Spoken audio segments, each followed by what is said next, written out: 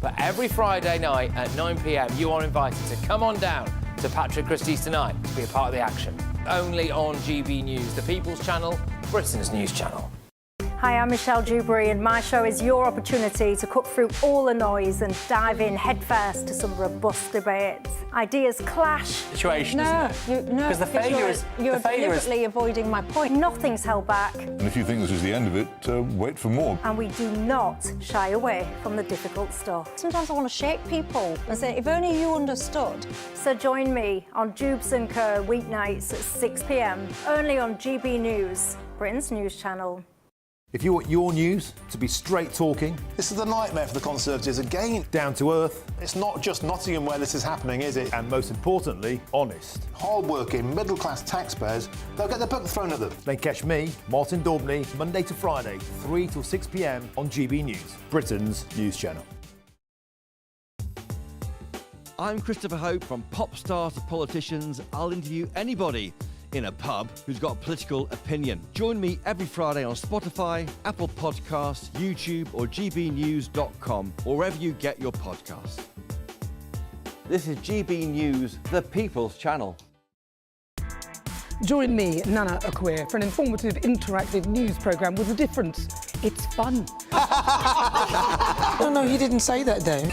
I'm so surprised. I think there's an element of truth to that. Join me from 3 p.m. every weekend, only on GB News, Britain's news channel.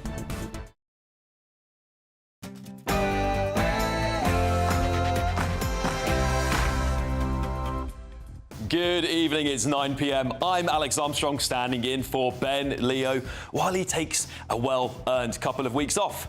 On the show tonight, as mountains of rubbish pile up in Birmingham, it's a local Labour MP comes under attack for his public support for a new airport. No, not one in England, one in Pakistan.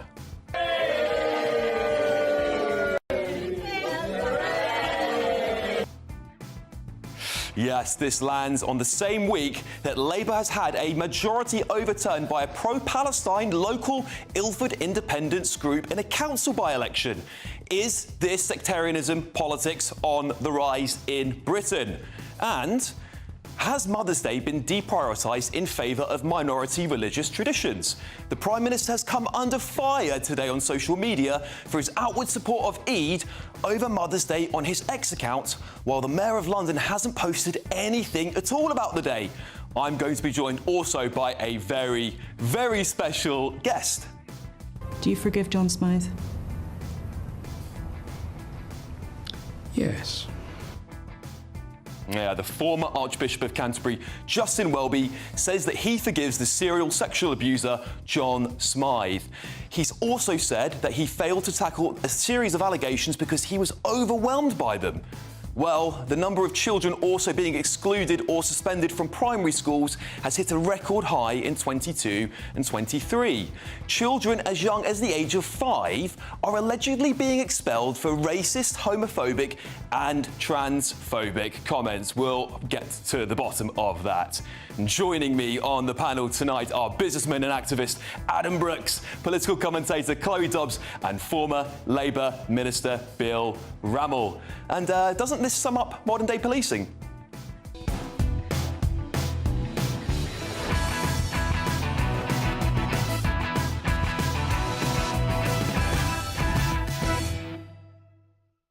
Yeah, let's show you that clip about modern-day policing, shall we?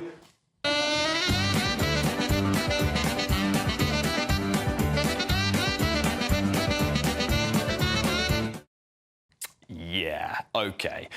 Big show coming up, including the first of tomorrow's newspaper front pages. But first, it's your news headlines with Tatiana Sanchez.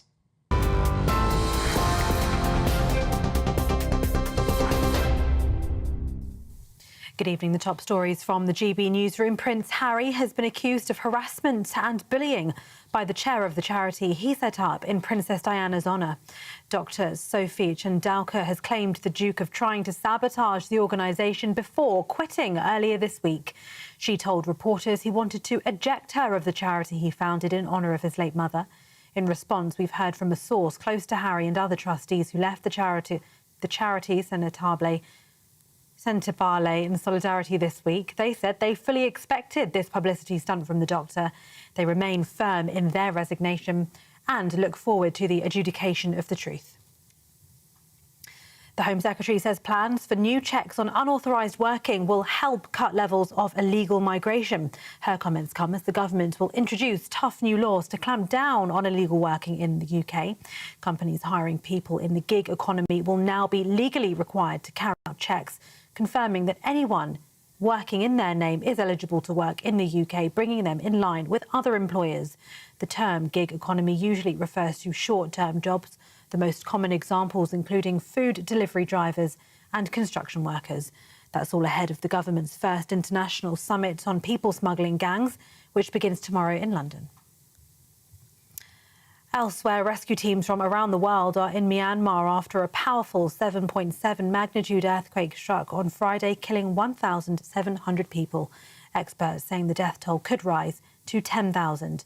The UK government has pledged up to £10 million in life-saving aid. The UN's warning a severe shortage of medical supplies at the moment is hampering the response to the deadly quake as the search for survivors continues. Over 300 people are reportedly still missing. In neighbouring Thailand, the death toll in Bangkok has risen to 18, 78 still missing there. Hundreds are believed to still be trapped under the rubble of collapsed buildings. Back home, a 54-year-old man has been arrested on suspicion of murder after a fire at a historic former station house which killed 3 people, including a 4-year-old girl. Emergency services were called around 10:30 p.m. on Friday to reports of a large blaze at a property in Rushden near Kettering. The other victims are believed to be a 30-year-old woman and a 23-year-old man, according to police. A man from Kettering was arrested on suspicion of murder yesterday and remains in police custody. And former Archbishop of Canterbury, Justin Welby, says he forgives serial abuser John Smith as he repeated an apology to victims and told of the deep sense of personal failure he feels about the handling of allegations. The former most senior bishop in the Church of England, who resigned in November and stepped down officially in January, said he'd not really thought it through enough when he initially declined to quit last year. The Makin report into John Smith concluded Mr Welby did not adequately follow up on reports about the Christian camp leader and barrister. It said Smith might have been brought to justice had Mr Welby formally reported the allegations to police in 2013. Those are the latest headlines for now. More news in an hour. For the very latest GB News direct to your smartphone, sign up to News Alerts by scanning the QR code or go to gbnews.com/alerts.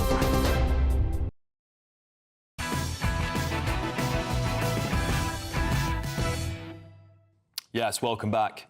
As Birmingham's streets are drowning in rubbish, bin strikes turning the city into a rat-infested skip, what do you think the Labour MP for Birmingham Hall Green, Tahir Ali, is focused on? Lobbying the council, perhaps? Calling up his friends in the government? Maybe reassuring residents? Oh, no, he's been campaigning for a shiny new airport. No, not one for Birmingham, nor is it Heathrow, Gatwick, or anywhere in the United Kingdom. He's lobbying for a new airport in Kashmir, Pakistan. Yep, you heard that right. Not a peep so far about the filth piling up in his own constituency, but he's all fired up for a runway in Pakistan. 3 hours drive to the nearest airport over there, he moans. Meanwhile, his constituents are wading through trash to get to the bus stop. This is a Labour MP so out of touch, in my opinion, he's practically on another continent already. And it's not just Tahir Ali. 20 MPs, including the likes of Stella Creasy MP, Adnan Hussain MP, Zara Sultana MP, all signed a letter begging for this Pakistani airport in Mirpur. I hope I've got that name right, by the way. Apologies if I didn't.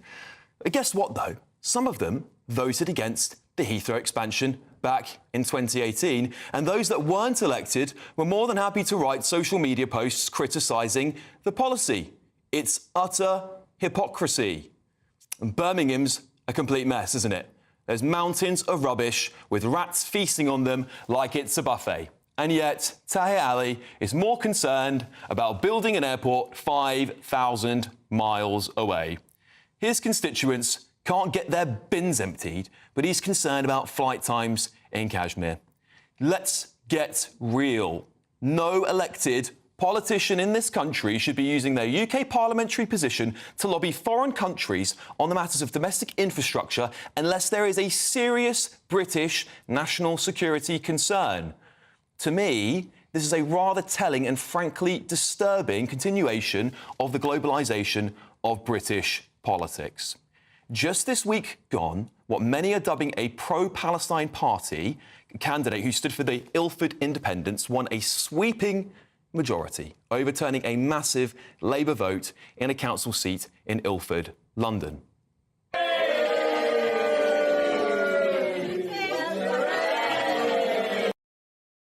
Yes, the candidate featured a Palestine flag on her campaign literature and made a commitment to human rights both here and abroad, justice for Palestine and Ukraine. Yeah, sorry, but local councillors do not have any say or authority over human rights laws in Britain, and they have even less to do so with Britain's foreign policy abroad. You guys are there to represent your local constituents in that local council, not our diplomatic service. And many are pointing out that this is a worrying trend of politicians being elected on a pro-Palestine agenda, only occurring, seemingly, in Muslim-majority areas, such as the council in Ilford election I just mentioned. And I want to issue a stark word of warning. Ethnic and religious minority groups voting for sectarian parties, in my opinion, are inadvertently voting for the rise of the real far right in this country who will organise in direct opposition to these sectarian parties. For every action, there is always a reaction. And I believe there is now a severe, real risk to our peaceful British society due to these new sectarian groups. So perhaps it's time for us all to issue a reminder. Those who hold any political office in this country serve Britain. They do not serve or represent the people of Pakistan, Palestine, or any other foreign country. You are paid by the people of Britain, not foreign countries. If you are so deeply concerned about the domestic affairs of foreign nations, you should simply move to that country and stand for office there instead. Now, we have reached out to Tahir Ali for comments, but he has yet to get back to us. So in the meantime, let's get the thoughts of my panel, businessman and activist Adam Brooks, former Labour Minister Bill Rammell, and political commentator Chloe Dobbs. Bill, you know, I mentioned the Labour Council there in Ilford, the councillor who, the Ilford Independents, who just took away a massive sweeping majority for Labour. I think it was something above 30%, so it's quite a big turnover. Should we be worried about the rise of these sectarian parties in the UK? Yes, I think we should, and I'm not a fan of sectarianism in politics in any way, shape or form. But come to the centrepiece of the piece that you've just done. And look, you know, members of Parliament are perfectly capable of working on international issues and domestic issues at the same time. However, on the nub of this issue, the airport in Kashmir in Pakistan, I am concerned about advocacy on behalf of Kashmiri citizens in this country who are actually British citizens and lobbying for them on issues back home. It's a very divisive issue. Certainly, Kashmir is divided. The Indian government would be really concerned about that, which is why the British government hasn't lobbied on the issue. And just to clarify, because this is really important for the audience, so this is an area of Pakistan that's under, I think it's not been decided as to, or there's a little bit of controversy as to where it should land, whether it's India or Pakistan. Absolutely, and it goes back to the creation of India, Pakistan, almost more than half a century ago. But it's a really serious issue. When I first became a Foreign Office Minister, we came closest to a nuclear war than we've ever come in the last 50 years because of tensions between Pakistan and India. So I would urge you tread with care. I think the other MPs who've signed the letter are really open to claims of hypocrisy. You know, in favour of an airport in Pakistan, but against Heathrow expansion, which one I think is a good thing, can generate jobs and can generate economic activity. You can't have it both ways. Yeah, quite right. Adam, you know, Is there a real threat to the real... I mean, I call this the real far right. And what I mean by the real far, I mean, they're not... I mean, a lot of people would call reform far right. I don't think that's reform far right by any stretch of the imagination. But I think when parties that are sectarian or representing a small group of people who are perhaps a religious group, for example, I think you're going to get a massive pushback. Are they going to be the cause of this? Yeah, look, I'm 45 next week, and I don't think I've ever met anyone that is far right. Yeah. This nonsense that Keir Starmer, says that we've got a far right problem in this country is just pie in the sky. Yeah. I don't know any. Yeah. And so Tommy Robinson, not far right. Well, I don't know him. So, oh, come on, Adam. I just said, if you listen to what I said, Bill, I said I don't know of anyone that's far right. And I do not believe Tommy Robinson is far right. A lot of his views I agree with, a lot of them I don't agree with.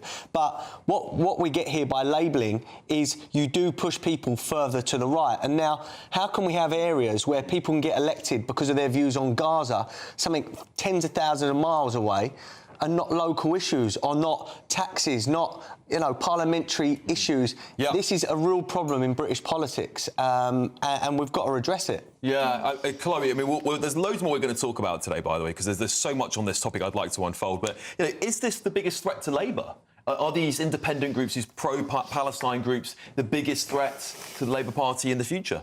This is on Wes Streeting's back door, by the way. Yeah. And if you look at the election result for Wes Streeting's constituency, it was on a knife edge between him and an independent. I think it might have been less than 1,000 votes between them. Yeah. I think it was absolutely tiny. You also had Jess Phillips nearly lost her seat to an independent candidate. Although Labour were celebrating their great election result, they actually had a few travesties and a few very close calls. I think that Reform are going to be a big threat to the Labour Party. They've got a heck of a lot of problems, but I think this is actually a really significant issue. And to hear Ali just speaking of sectarian politics and focusing on abroad, this is not the first time that he has shown his true colours and shown that he cares more about what's going on abroad than his own constituency, because he stood up and gave a PMQ to Rishi Sunak and said that he had the blood on his hands for the dead children in Gaza, rather than using that opportunity to ask a question that related to his constituency. He's also, don't forget, the guy who stood up and called for basically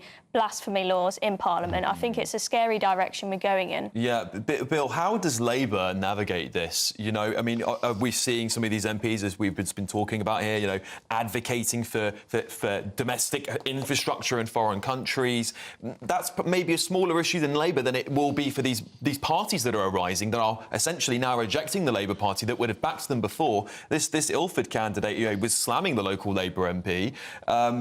Do you know, is this your biggest threat to the Labour Party? Well, it's a threat. And look, this is driven by what's happened in Gaza, where there are legitimate concerns amongst communities and people who support the Palestinians and are really concerned about what's happened, with almost 50,000 children, women and men killed. But what's happening is that these sectarian parties are misusing the Labour Party's position, and a lot of them have got an anti-Semitic agenda, and they're poisoning the bloodstream of our politics. And I think the Labour Party's got to stand firm. It's got to make clear what we've done to try and bring about a ceasefire in Gaza, whilst rightly respecting the right of Israel to defend itself, and how, this kind of activity, which is wholly one-sided, is not in the interest of people within those communities. Yeah, well, this is going to unravel, I think, a lot more to come on this topic over the coming days as well.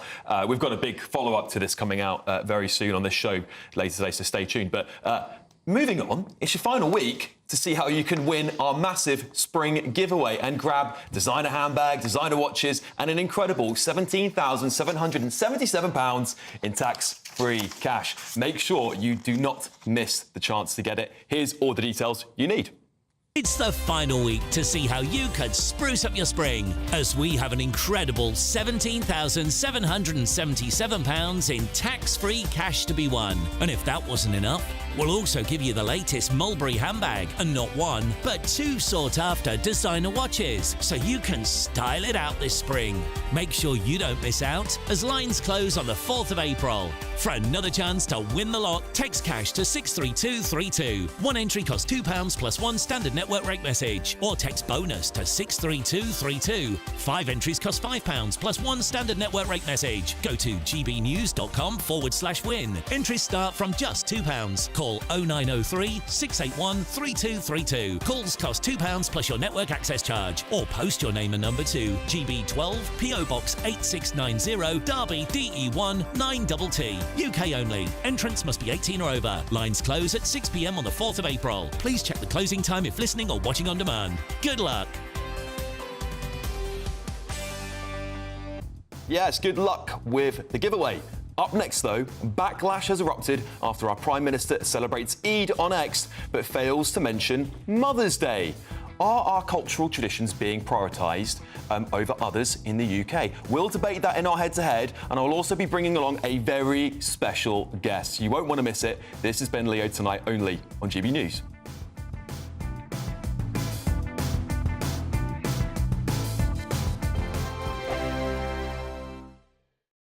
It's Patrick Christie's Tonight, and here we do things differently. It's explaining the absolute madness of this, doesn't it? It's explosive. I mean, this is very good. It's lively. 850. Your government sat there, Sean, and it did nothing. It's controversial. And the Middle East has been in turmoil since before I was born. It's everything you need to kickstart your evening. Everyone's had their Weetabix tonight. I love to see it. That's Patrick Christie's Tonight, weeknights from 9 p.m. Only on GB News, the People's Channel, Britain's news channel. Hi, I'm Michelle Dewberry, and my show is your opportunity to cut through all the noise and dive in headfirst to some robust debates. Ideas clash. Situation, isn't it? Because the failure is... You're deliberately avoiding my point. Nothing's held back. And if you think this is the end of it, wait for more. And we do not shy away from the difficult stuff. Sometimes I want to shake people and say, if only you understood. So join me on Jubes & Co. weeknights at 6 p.m. only on GB News, Britain's news channel. The royal family is an enduring symbol of tradition, unity and pride for Britain. At GB News, we celebrate what makes this country great. In our new royal newsletter series, you can join me, Cameron Walker, for Inside the Palace, an exclusive look every week that takes you beyond the gates and brings you the very latest from those at the heart of the monarchy. Never miss a royal moment again. Sign up now. Go to gbnews.com/royal newsletter and get the latest straight to your inbox. Westminster, the ultimate clique. And you're fighting like rats in a sack. But here on the Camilla Tominey Show, we ask the questions the establishment media is too scared to ask. OK, let me ask you a straight question, because I know you're a straight-talking politician. Whether it's net zero, illegal immigration or law and order, nothing is off limits. You had the power then. Yeah, as I and say, now you've lost it. That's the Camilla Tominey Show, a politics show that's fearless. But no, let me finish my question if you don't mind, because it is my show. Sundays at 9:30, only on GB News, the People's Channel, Britain's news channel.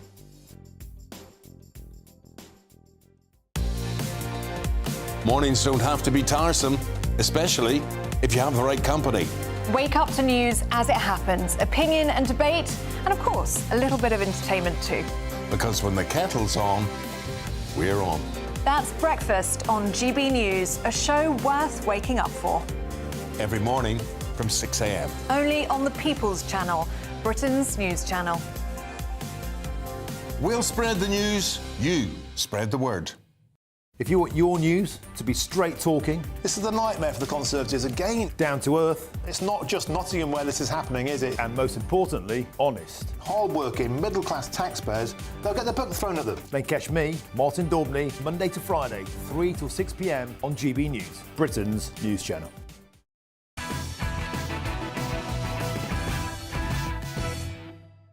Welcome back. This is Ben Leo Tonight with me, Alex Armstrong.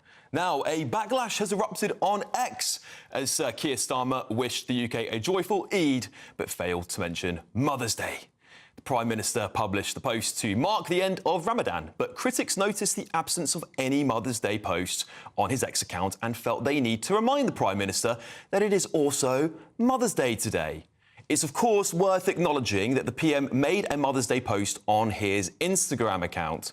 However, London Mayor Sadiq Khan failed to mention Mother's Day on his social media accounts and instead focused on Islamic traditions. So are other cultural traditions being prioritised over Mother's Day in the UK? But before we go to this fantastic head-to-head debate, it is Mother's Day, of course, so I am now joined by my mother. Hello, Mum, how are you doing? I'm fine, thank you. How are you? Happy Mother's Day, Mum. What have you been doing today? Thank you very much. That's lovely. Oh, I've had a lovely day. It's been lots of celebrating, and I received a beautiful bouquet of flowers from yourself, which were lovely. Thank you very much. Well, I couldn't be there today, obviously, because we're here doing GB News, so I couldn't be with you, which is always a shame, Mum. But what does Mother's Day mean to you? Because I don't think I've ever asked you this before, but what does Mother's Day mean to you as a mum? Yeah, it's a good question.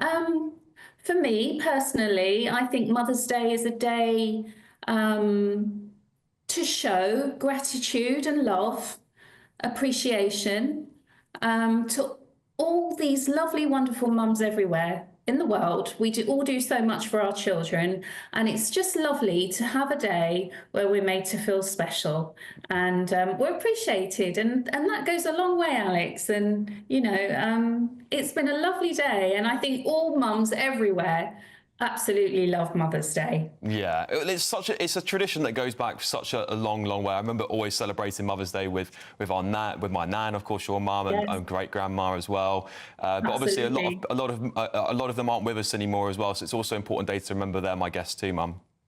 No, well, exactly. And, you know, today is also a very bittersweet day for me because I have to remember my mother who, as you were saying, you know, she's not with us anymore. So we went to the cemetery and laid some flowers, which I'm sure that resonates with a lot of mothers like me. Yes, there's always that touch of sadness. But in a way, lots of lovely, happy memories as well, thinking about the times that we shared with our mums that are no longer here. Yeah.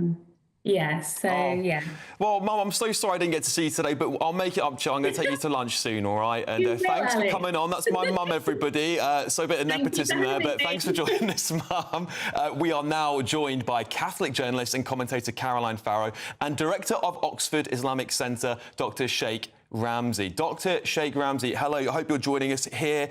He's going to be joining us in just a moment. Sorry, I beg your pardon. But let me read out some of your say comments. One here from Martin, just talking about our previous topic here.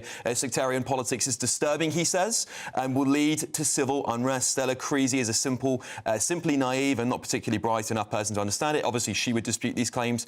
A lot of you saying stuff like this on here, actually, saying it's very important that we don't have a sectarian trend in British politics here. Other people are mentioning the fact that we obviously are spending a lot of time talking about Palestine and not enough about Britain. And I think Birmingham's a great example of that. But first, let's bring in my guests if they're available now. Hello, both of you. Thanks for joining today.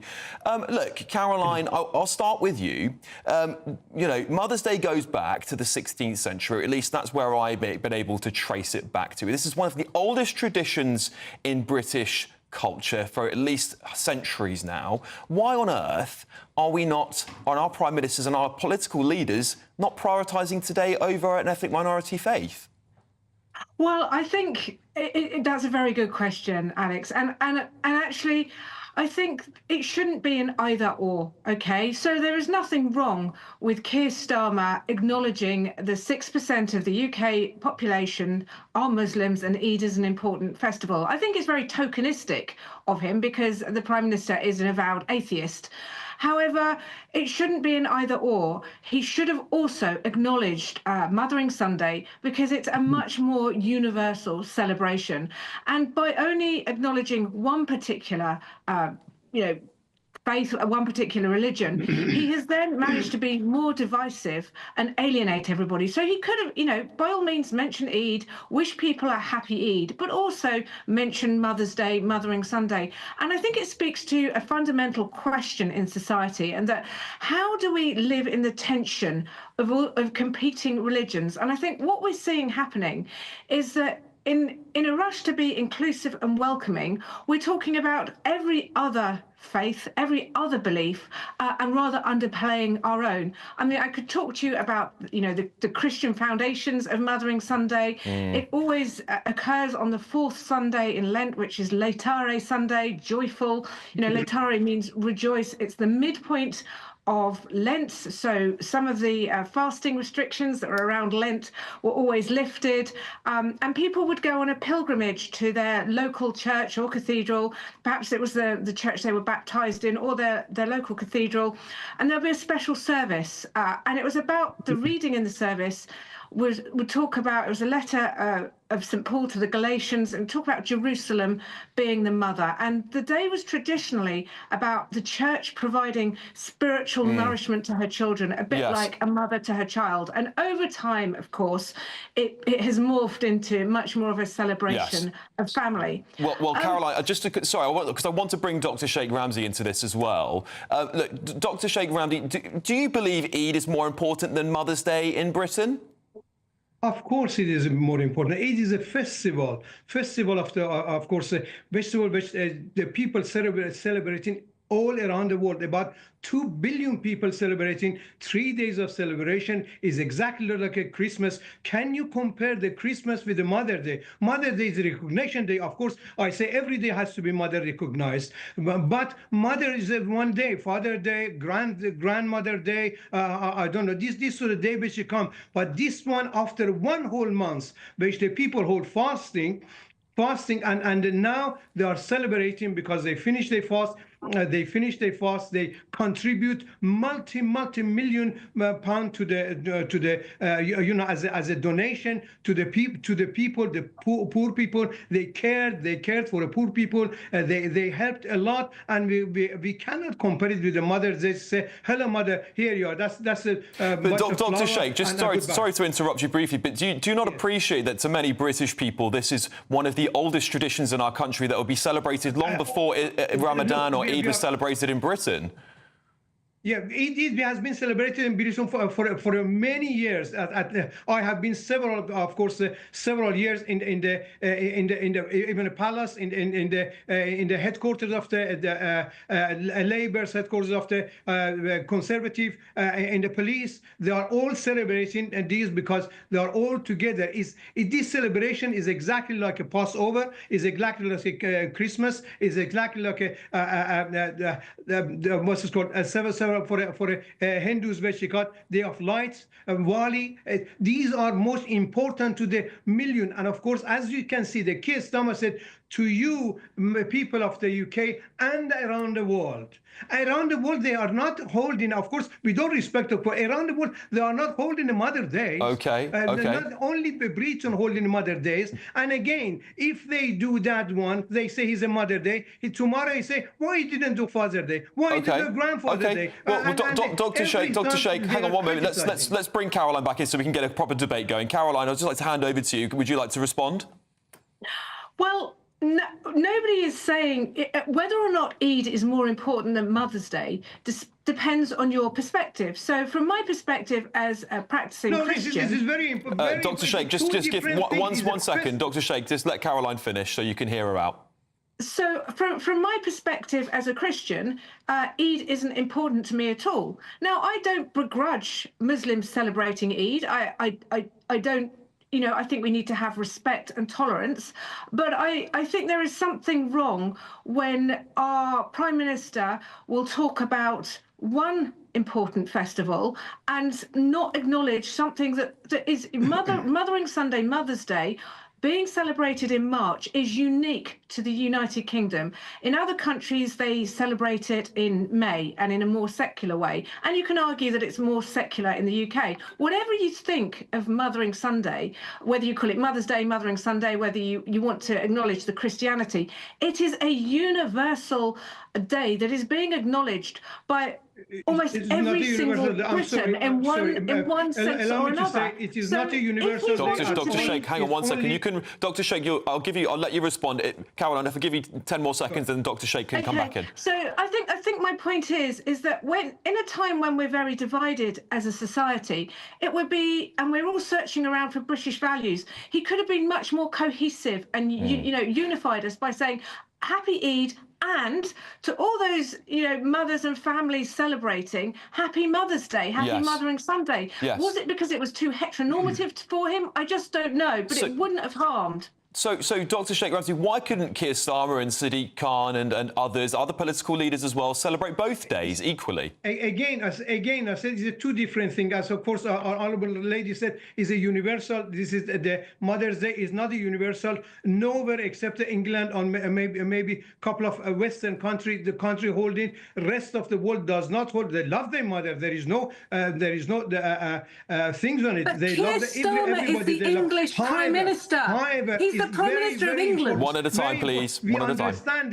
We understand the festival, which is the most holiest, like a Christmas coming to the Mother Day. You say, put the Christmas as equal to the Mother Day. Can you put the Christmas to the equal to the Mother Day? It's different because we are preparing for Christmas. I tell everybody it's Christmas, of course, happy Christmas, happy, and everyone in. You said you don't say it. Of course, I respect you as a Christian mother or so, but many, I'm telling you about 90%, 95% of Christian will say, the bishop says, the Pope says, the Pope will say what they say. They say Happy Eid because we do say exactly Happy Christmas, Dr. Happy Sheikh, Diwali, thank you. Happy Passover. Let's bring Caroline back in for the final word, and then we'll have to wrap this up, unfortunately, because it's a great debate, but we have to end it at some point. Caroline, over to you.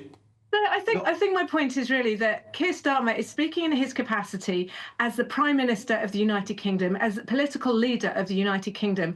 And if he's wanting to be more unitive and remind us of what we have in common, then Mothering Sunday is far more important in terms of what is a British value, what is a British custom. That doesn't mean saying that other things aren't important, but he has actually underplayed an important British custom. This is not a British value because the six things which is British value which already said. But what is happening? The people exaggerate. The people criticize all like yourself. Unfortunately, like yourself, criticizing, putting 2 by 2, 2 plus 2, making it 22 is wrong. Dr. Sheikh, thank you. Sorry, Liz, I have to wrap this up now, as I promised I would. That's Catholic journalist and commentator Caroline Farrow and director of the Oxford Islamic Centre, Dr. Sheikh Ramsey. Thank you very both for coming on the show tonight. Coming up, though, that was very fiery, wasn't it? Coming up, we'll be taking a look at this.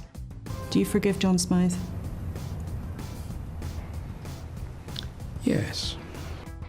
Yes, the former Archbishop of Canterbury, Justin Welby, says that he forgives the serial sexual abuser John Smythe. He also said that he failed to tackle the series of allegations because he was overwhelmed by them. Oh dear. We'll talk more about that after the break. This is Ben Leo tonight with me, Alex Armstrong, only on GB News. I hope it doesn't rain. Don't worry about it. It'll spoil our holiday. Relax, we're totally covered. All Clear Travel Insurance sponsors GB News Travel Destinations Forecast. Hello there. We continue to stay unsettled across central and eastern parts of the Mediterranean with further heavy showers and thunderstorms, some localised flooding possible. Through Monday, we can see across much of Greece into Italy those heavy downpours continuing, some brisk winds, feeling quite cold too, but drier further west into Spain and Portugal, sunny spells before heading over to Madeira, where there'll be some showers here, and largely dry across the Canary Islands. Over the next few days, it stays fairly similar, temperatures in the sunshine reaching the low 20s. All Clear Travel Insurance sponsors GB News Travel Destinations Forecast. This is Britain's Newsroom, where your voice matters. It's just astonishing. With expert analysis and honest opinion, we don't just keep you informed. We bring you unique perspectives you won't see anywhere else. Can't argue with any of that. When the news happens, it happens here. On Britain's Newsroom, weekdays from 9:30 a.m. Only on GB News. Britain's Newsroom, weekday mornings from 9:30.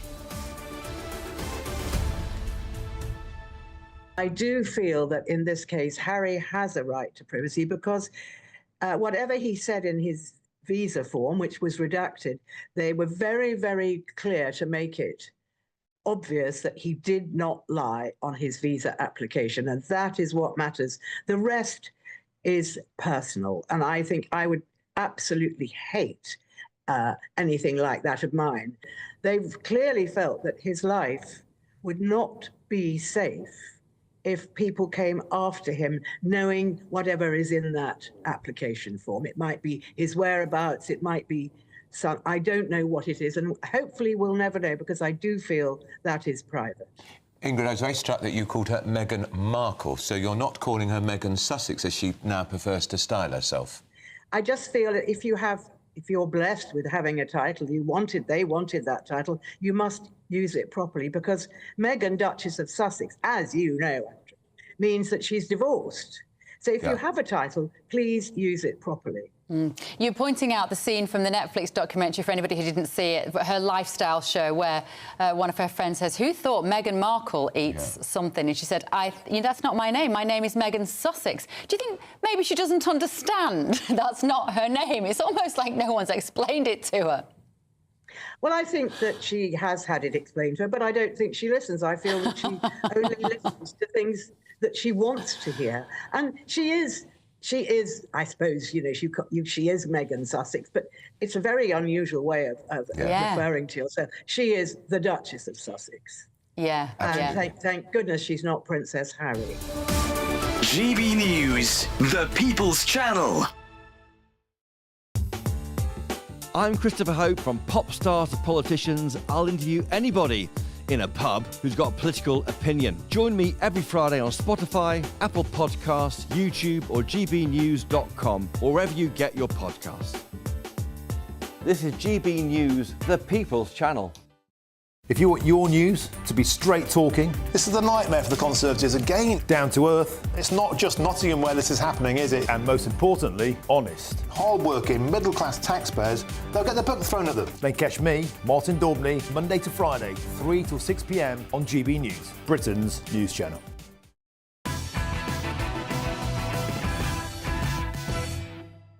Welcome back. This is Ben Leo tonight with me, Alex Armstrong. Now, Justin Welby sat down with BBC's Laura Kuenssberg, in which he had this to say about serial abuser John Smythe. Do you forgive John Smythe? Yes. I think if he was alive and I saw him, but it's not me he's abused. He's abused the victims and survivors. So whether I forgive or not is, to a large extent, irrelevant. Yes, the former Archbishop of Canterbury also gave the following reason as to why he failed to take effective action against the abuse. Every day, more cases were coming across the desk that had been in the past, hadn't been dealt with adequately. And this was it was another case. And yes, I knew Smythe, but you can't. It was an absolutely overwhelming few weeks. Now, that's not an excuse.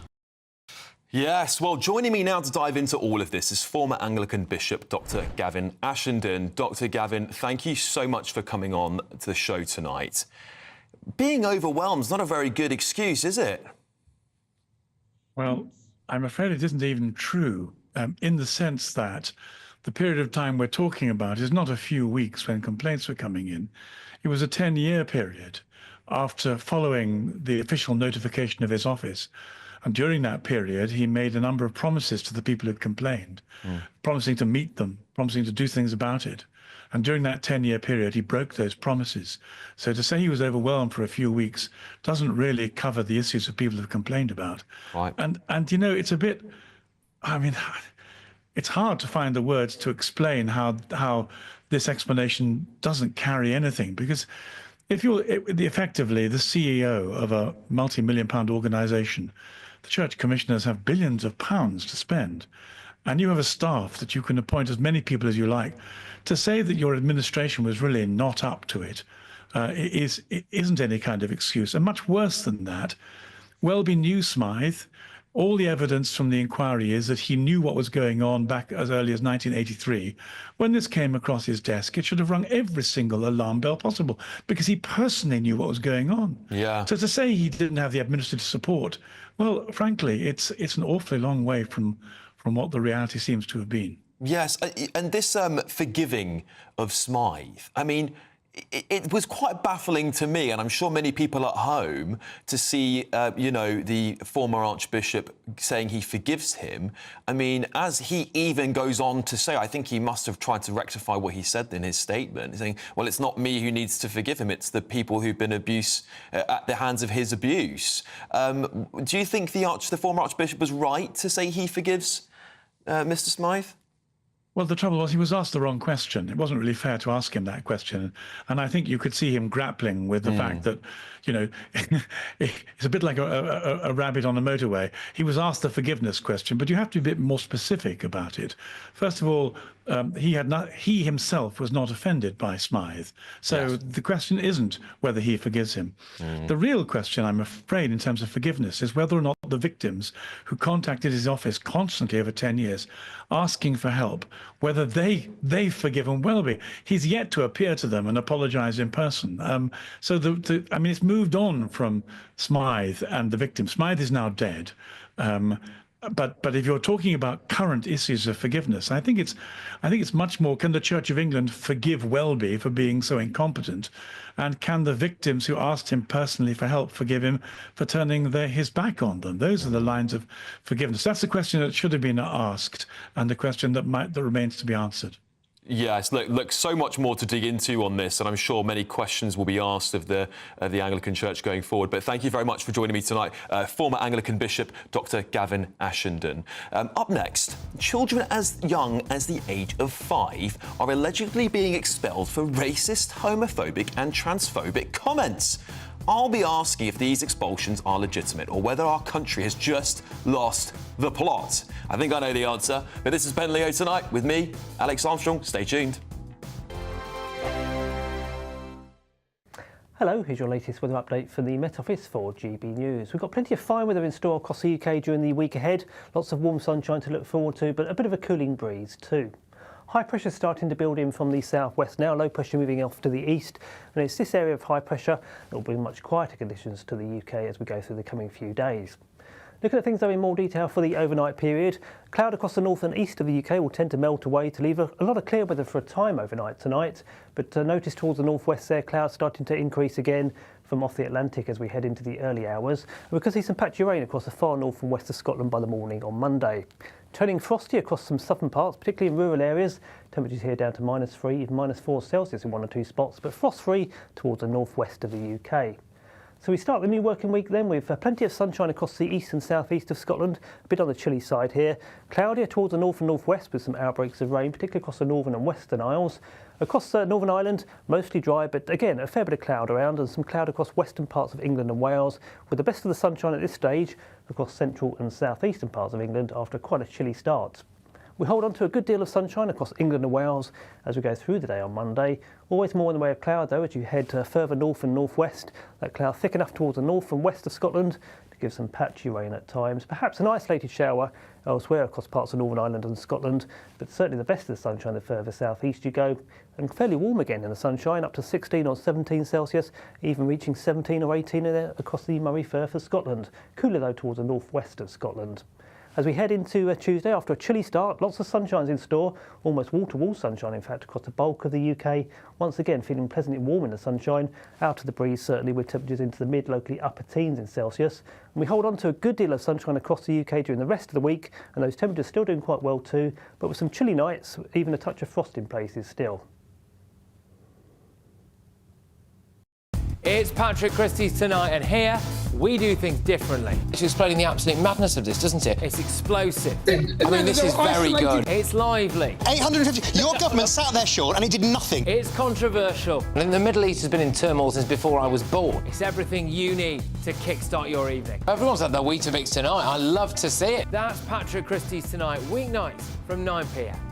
Only on GB News, the People's Channel, Britain's news channel. Hi, I'm Michelle Dewberry, and my show is your opportunity to cut through all the noise and dive in headfirst to some robust debates. Ideas clash. Situation, No, isn't it? no, Because the failure is you're deliberately avoiding my point. Nothing's held back, And if you think this is the end of it, wait for more. and we do not shy away from the difficult stuff. Sometimes I want to shake people and say, if only you understood. So join me on Jubes & Co. weeknights at 6 p.m, only on GB News, Britain's news channel.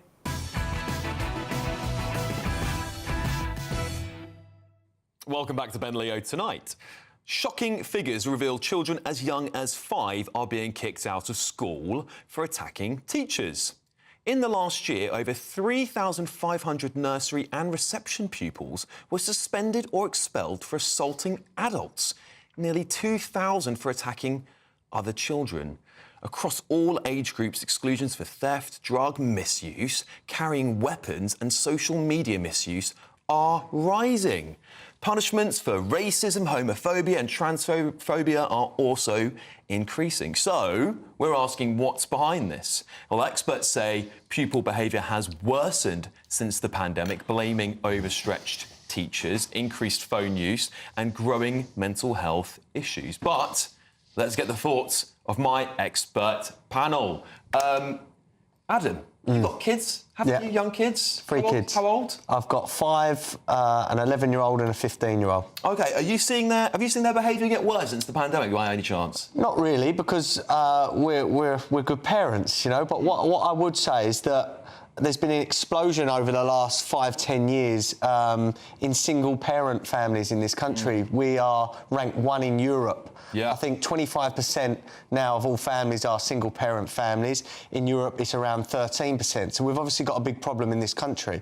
But there's many issues, TikTok and social media, where, you know, acting badly and maybe the behaviour of others on TikTok to get likes and to get followers definitely contributes. Yeah. I think the lockdowns, misschooling, misdiscipline, definitely as well. But I think society as a whole is breaking down. Every tube, you know, I have to get the tube here. Every journey, I see youths pushing through the barriers, not paying, you know, and this is only in the last 5 to 10 years, I think this has got worse. There's no consequences now with crime. People are not scared of the police. They're not scared of adults. There's got no respect for adults. When I was young, I looked at a policeman and it was almost in fear. There was these big, burly sort of policemen. Now, you know, some of the police officers that we've got, no disrespect to them, they shouldn't be police officers. They're a joke. So I think it's a culmination of many things, and especially kids with their heads in their phones all the time. You know, the real world becomes quite scary and quite disruptive. Well, this is it. I mean, Chloe, punishments for racism, homophobia and transphobia and sexual misconduct. We're talking about kids as young as 5. There is... so there's only 2 ways you can look at this, in my opinion. One is that there is a severe problem happening in our country and that there's a real crisis building here. Or 2, the people, teachers and others responding to this are overtly sensitive, because I don't remember homophobia, racism or transphobia when I was 5 years old. I think that it's probably a mix of the two, but I don't think that we should dismiss what's going on as over-recording. I do think that kids are, honestly, I think they're feral these days. I mean, Adam, you talk about them bouncing through the barriers all the time. Where is the policing on our streets? I mean, when I was a kid, I daren't even take the chance of stealing some Pringles from the sweet shop, right? Because you thought, well, the police will come for me. But now you can dance around in broad daylight with a machete and have a sword fight, and nothing seems to happen. You get a suspended sentence. There need to be consequences for actions, and not just when it comes to policing, but also with parenting as well. I feel like we've got soft parenting coming on. I think that COVID massively messed up kids as well, and we are seeing the long-running effects. Yes, lockdowns were 5 years ago, but when that was at the crucial development period for children, crucial socialising period, crucial period for their mental development, I think it's really messed them up for a long time. Well, and you know, looking at these statistics, Bill, this is really shocking stuff. The Department for Education figures show a jump of nearly 1/3 in the number of primary school pupils excluded for launching attacks, physical attacks, against their teachers. That's quite something, isn't it? It is, but firstly, let's just have a step back to reality. No consequences for your actions. We've got the biggest prison population we've ever had. So people are being locked up, and they're being locked up for longer. Yeah, for social media posts, and we're letting out we're letting out wife beaters and people that kill people on the first day. Come on, that's on Starmer. Prison crowding crisis. So let out people that have committed fraud or lower level things, not wife beaters or manslaughter. The idea, as you have asserted, that there are no consequences for crime is simply not true. There's all sorts of consequences. We also need to put this in context. Yes, the increase is a big step up, and that does concern me, but this is actually 0.1% of the kids within primary schools. The vast majority are well behaved. But it is rising, though, right? So there is something there, yeah. And I think COVID has contributed to that. You know, I wasn't a complete lockdown sceptic, but I think we will rue forever and a day that generation of kids who were locked out of schools. We shouldn't have done it. I think the 14 years of cuts within the school service have contributed to this. I also think the lack of male role models in primary schools is a real concern. Only 15%. Well, OK, we've got a hard end on the show very quickly, but so I really want to get your thoughts. One answer. Who's to blame, in your opinion, Adam? Parents. Parents, Chloe? Lockdown. Bill? A variety of factors. Just quickly, Alex, Labour and the unions were the ones that pushed for school closures. This is on them. OK. Well, I mean, the National Education Union said, by the way, increases in behaviour issues at primary school level is a real worry. 14 years of chronic underfunding has created larger class sizes and a loss of experienced teachers and pastoral posts. So they're pointing the finger very, very firmly at the Conservative Party. But coming up, Lord Sewell blasts Guardian editors for fueling Southport riots. That's quite a big accusation to throw out. We'll be diving into tomorrow's front pages. We've got them all hot on the press, so you're not going to want to go anywhere because we're going to be revealing all of tomorrow's stories today. And again, with this expert panel, Bill Rammell, Adam Brooks and Chloe Dobbs. Thank you very much for joining us for this hour, but stay tuned because you can only watch it here live on GB News. Now, let's get your weather.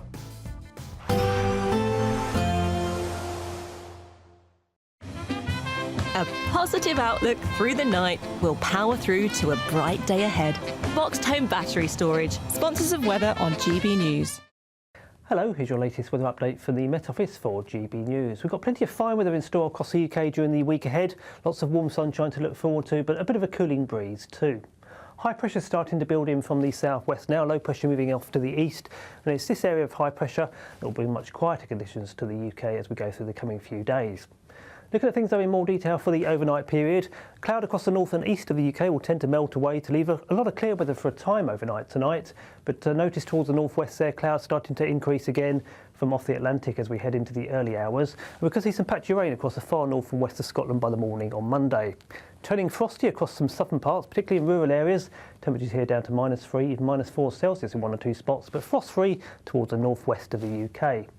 So we start the new working week then with plenty of sunshine across the east and southeast of Scotland, a bit on the chilly side here. Cloudier towards the north and northwest with some outbreaks of rain, particularly across the northern and western Isles. Across Northern Ireland, mostly dry, but again, a fair bit of cloud around and some cloud across western parts of England and Wales, with the best of the sunshine at this stage across central and southeastern parts of England after quite a chilly start. We hold on to a good deal of sunshine across England and Wales as we go through the day on Monday. Always more in the way of cloud, though, as you head further north and northwest. That cloud thick enough towards the north and west of Scotland to give some patchy rain at times. Perhaps an isolated shower elsewhere across parts of Northern Ireland and Scotland, but certainly the best of the sunshine the further southeast you go. And fairly warm again in the sunshine, up to 16 or 17 Celsius, even reaching 17 or 18 across the Moray Firth of Scotland. Cooler, though, towards the northwest of Scotland. As we head into Tuesday, after a chilly start, lots of sunshine in store, almost wall-to-wall sunshine, in fact, across the bulk of the UK. Once again, feeling pleasantly warm in the sunshine, out of the breeze, certainly, with temperatures into the mid, locally upper teens in Celsius. And we hold on to a good deal of sunshine across the UK during the rest of the week, and those temperatures still doing quite well too, but with some chilly nights, even a touch of frost in places still. A positive outlook through the night will power through to a bright day ahead.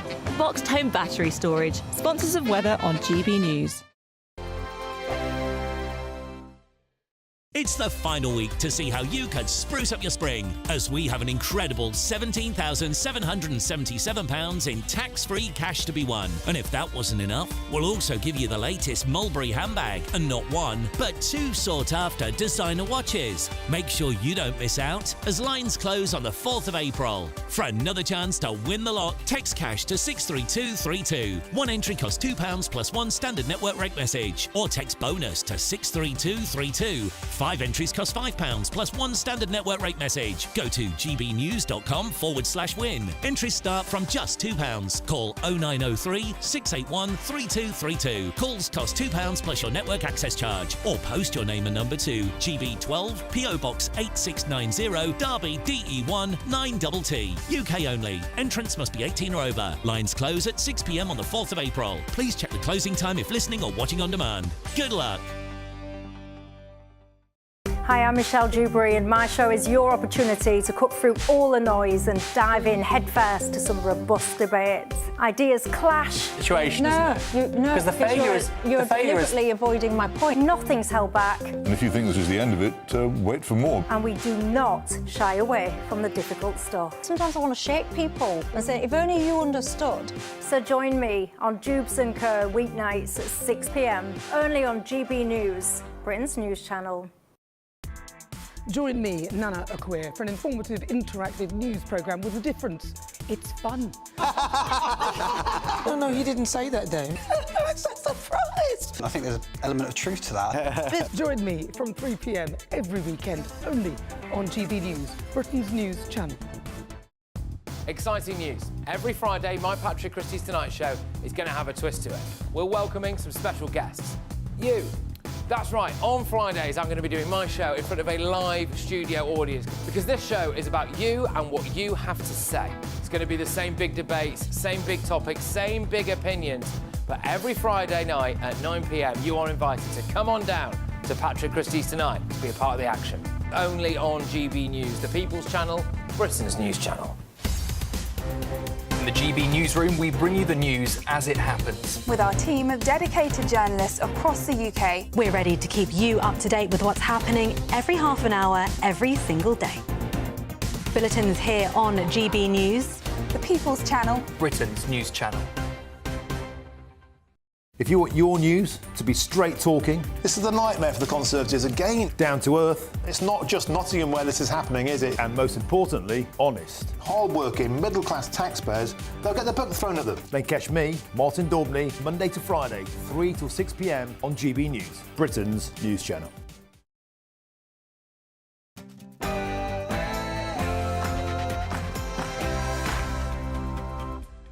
Good evening, this is Ben Leo tonight with me, Alex Armstrong. Breaking tonight, a top lord who previously led an inquiry into race relation has blamed lefty newspaper The Guardian for fueling Southport riots. Lord Sewell said they had ignored the plight of white working classes, adding, "These riots came out of a combination of two people, Guardian editors and arsonists." Big stuff, that is. More on that astonishing accusation soon. Also, it's a big day for the government tomorrow, who are trying to look tough on immigration. The latest scam being reported is migrants who overstayed their visa account for 40% of asylum claimants, showing what a soft touch we really have become. We'll preview all of Labour's immigration summit, which the Home Secretary will be leading tomorrow. Prince Harry, is he a bully? Well, that's according to a charity boss that he used to work with. It's an extraordinary row that is dominating the world's media. We'll get you the latest on those incredible claims. It's on all or many of the front pages. And breaking news this evening, Sir Keir Starmer and Donald Trump have held crunch talks on tariffs. Ukraine and the King, and more on that very soon. It comes as the Telegraph reports Number 10 is drawing up retaliatory tariffs for the United States. This is going to get really spicy, trust me. Joining me tonight on the panel are businessman and activist Adam Brooks, political commentator Chloe Dobbs, and former Labour Minister Bill Rammell.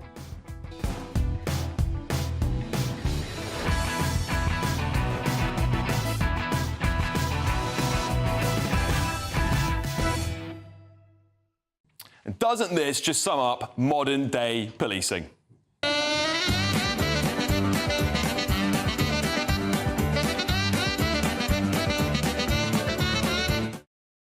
Yeah, still more to come. But first, let's get your news with the brilliant Tatiana Sanchez.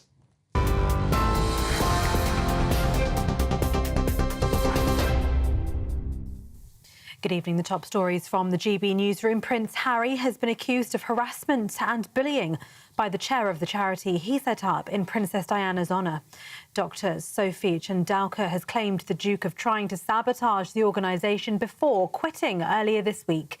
She told reporters he wanted to eject her of the charity he founded in honour of his late mother. In response, we've heard from a source close to Harry and other trustees who left the charity Centre Barley in solidarity this week. They said they fully expected this publicity stunt from the doctor.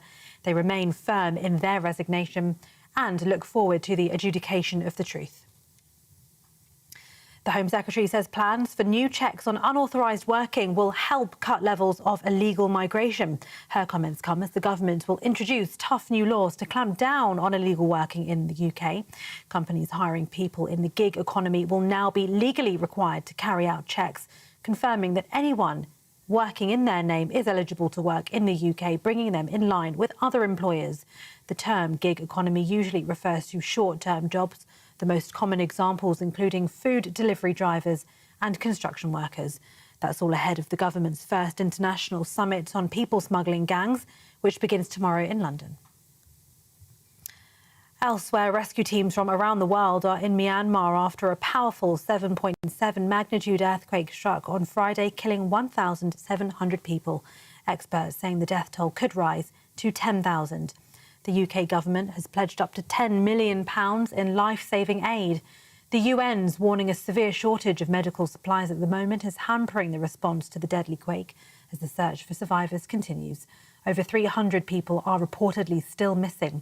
In neighbouring Thailand, the death toll in Bangkok has risen to 18, 78 still missing there.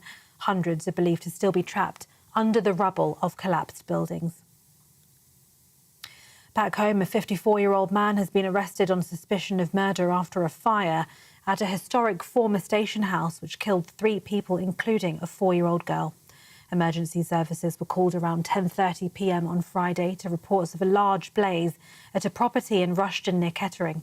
The other victims are believed to be a 30-year-old woman and a 23-year-old man, according to police. A man from Kettering was arrested on suspicion of murder yesterday and remains in police custody. And former Archbishop of Canterbury, Justin Welby, says he forgives serial abuser John Smith as he repeated an apology to victims and told of the deep sense of personal failure he feels about the handling of allegations. The former most senior bishop in the Church of England, who resigned in November and stepped down officially in January, said he'd not really thought it through enough when he initially declined to quit last year. The Make-In report into John Smith concluded Mr Welby did not adequately follow up on reports about the Christian camp leader and barrister. It said Smith might have been brought to justice had Mr Welby formally reported the allegations to police in 2013. Those are the latest headlines. For now, more news in an hour. For the very latest GB News direct to your smartphone, sign up to News Alerts by scanning the QR code or go to gbnews.com/alerts.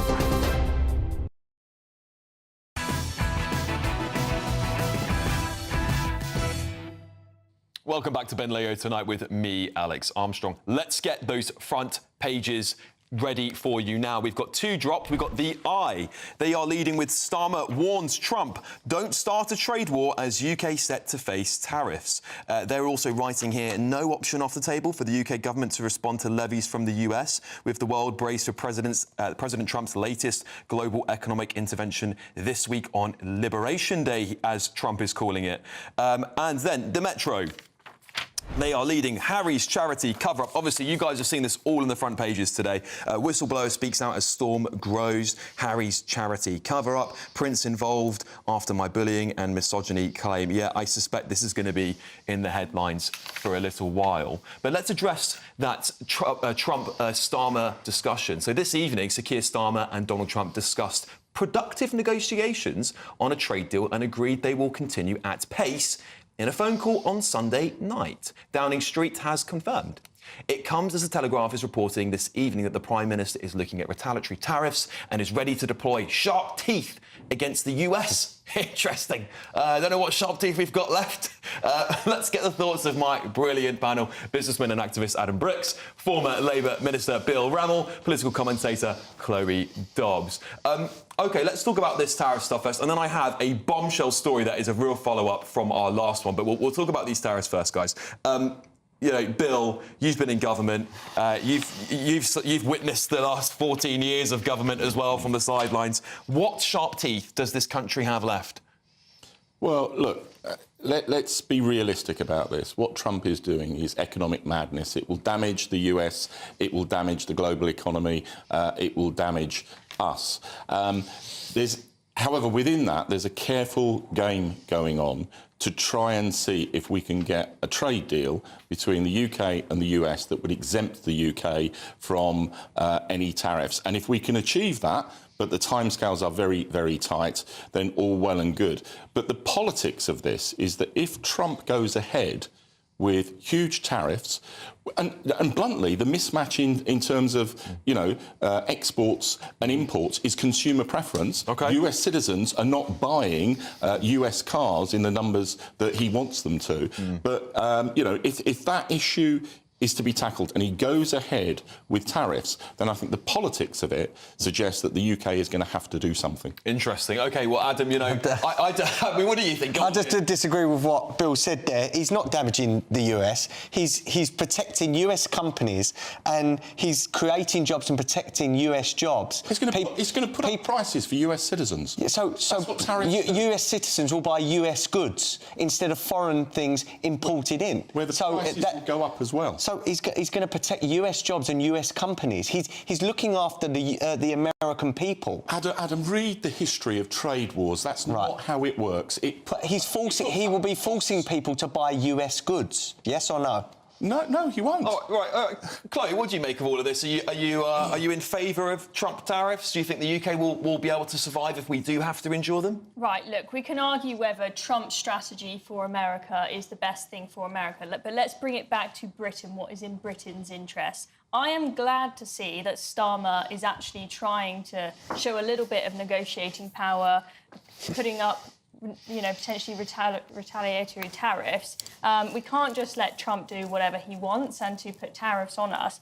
I think that it's really, really crucial that Keir Starmer gets this right and we get a good trade deal with the US. Because if we don't, well, then what is our option instead? It means more cozying up to the EU, more making Brexiteers in this country feel betrayed. So we really need to get the best trade deals we can outside of the EU. Else I think we'll be getting closer and closer to back in the EU in all but name. You know, so Keir Starmer's obviously saying he's going to buy back. Yes, literally yesterday on the show, we were reporting that the Labour are thinking of using those terror laws to nationalise British steel. Well, the steel blast furnaces, because their Chinese foreign owner wants to shut them down, basically. It's very difficult, really, isn't it? Because there's not much left for Britain to... We've pretty much globalised our whole economy. What do we do to really punch back? Are we going to slap tariffs on American goods while they're slapping them back on ours? It will be pretty damaging. Ultimately, that's what it would come to. Yeah. And, you know, you end up in a never-ending spiral. And that's why, Adam, you're wrong. The history of those kind of trade wars is that everybody loses out. We need consumer prices go up for it. Let's be real to the viewers here. America is our biggest trade partner. We are a minnow to America. Our biggest trade partner. As a whole, Europe is. But America as a country is our biggest trade partner. We come off this worse than they do. So we have to be very careful. I'm laughing. Starmer warns. Trump is not going to be bothered one bit what Starmer says. Let's tariffs. Well, I'm in favour of looking after your own people. Are you in favour? One second. I'm in favour of leaders looking after their own people instead of being globalist shills like Starmer is. Trump warned what he was going to do and he got elected on that. He's looking after the American people and American companies. He's not. He's going to put the costs up significantly for American consumers. There's already, you know... For foreign goods. No, in every town hall meeting up and down the United States of America, people mobilising because they're really concerned about the economic impact of this matter. For goods that are imported. Trump has sometimes used tariffs effectively as a negotiating tactic, not for economic reasons. So, for example, with Colombia, when they didn't want to to take the illegal migrants back, saying, OK, well, we'll slap huge tariffs on your country if you don't take your illegal migrants back. And that worked. I think for economic reasons, I'm actually probably more with Bill on this one. Right, OK. Well, the crunch is going to come in a few days' time. It's impending. It really is. But I really want to bring you this story because this is just utterly bonkers, and you're all going to lose your minds at home. So buckle up. The Telegraph is tonight reporting a toddler was suspended from a nursery after they were accused of being transphobic or homophobic. I just cannot believe this. The Department of Education data revealed the child is either 3 or 4 years old. A D.E., a Department of Education spokesman, said all pupils and staff should feel safe. I can't believe I'm reading this. Should feel safe and protected at school and should never face violence or abuse. The Education Secretary has been clear that she expects school leaders to enforce good behaviour, and we are committed to a comprehensive programme of behaviour to support all schools. I'm lost for words, Adam. Well, I've got to say, this school needs to be looked at. And the people making the decisions in the school need to be investigated, because a 3 or 4 year old, I've got a 5-year-old girl at home, she doesn't know anything about the world. She just about knows, you know, her name and a few things she's learned at school. This is ridiculous. I'm called transphobic because I don't want men in women's spaces.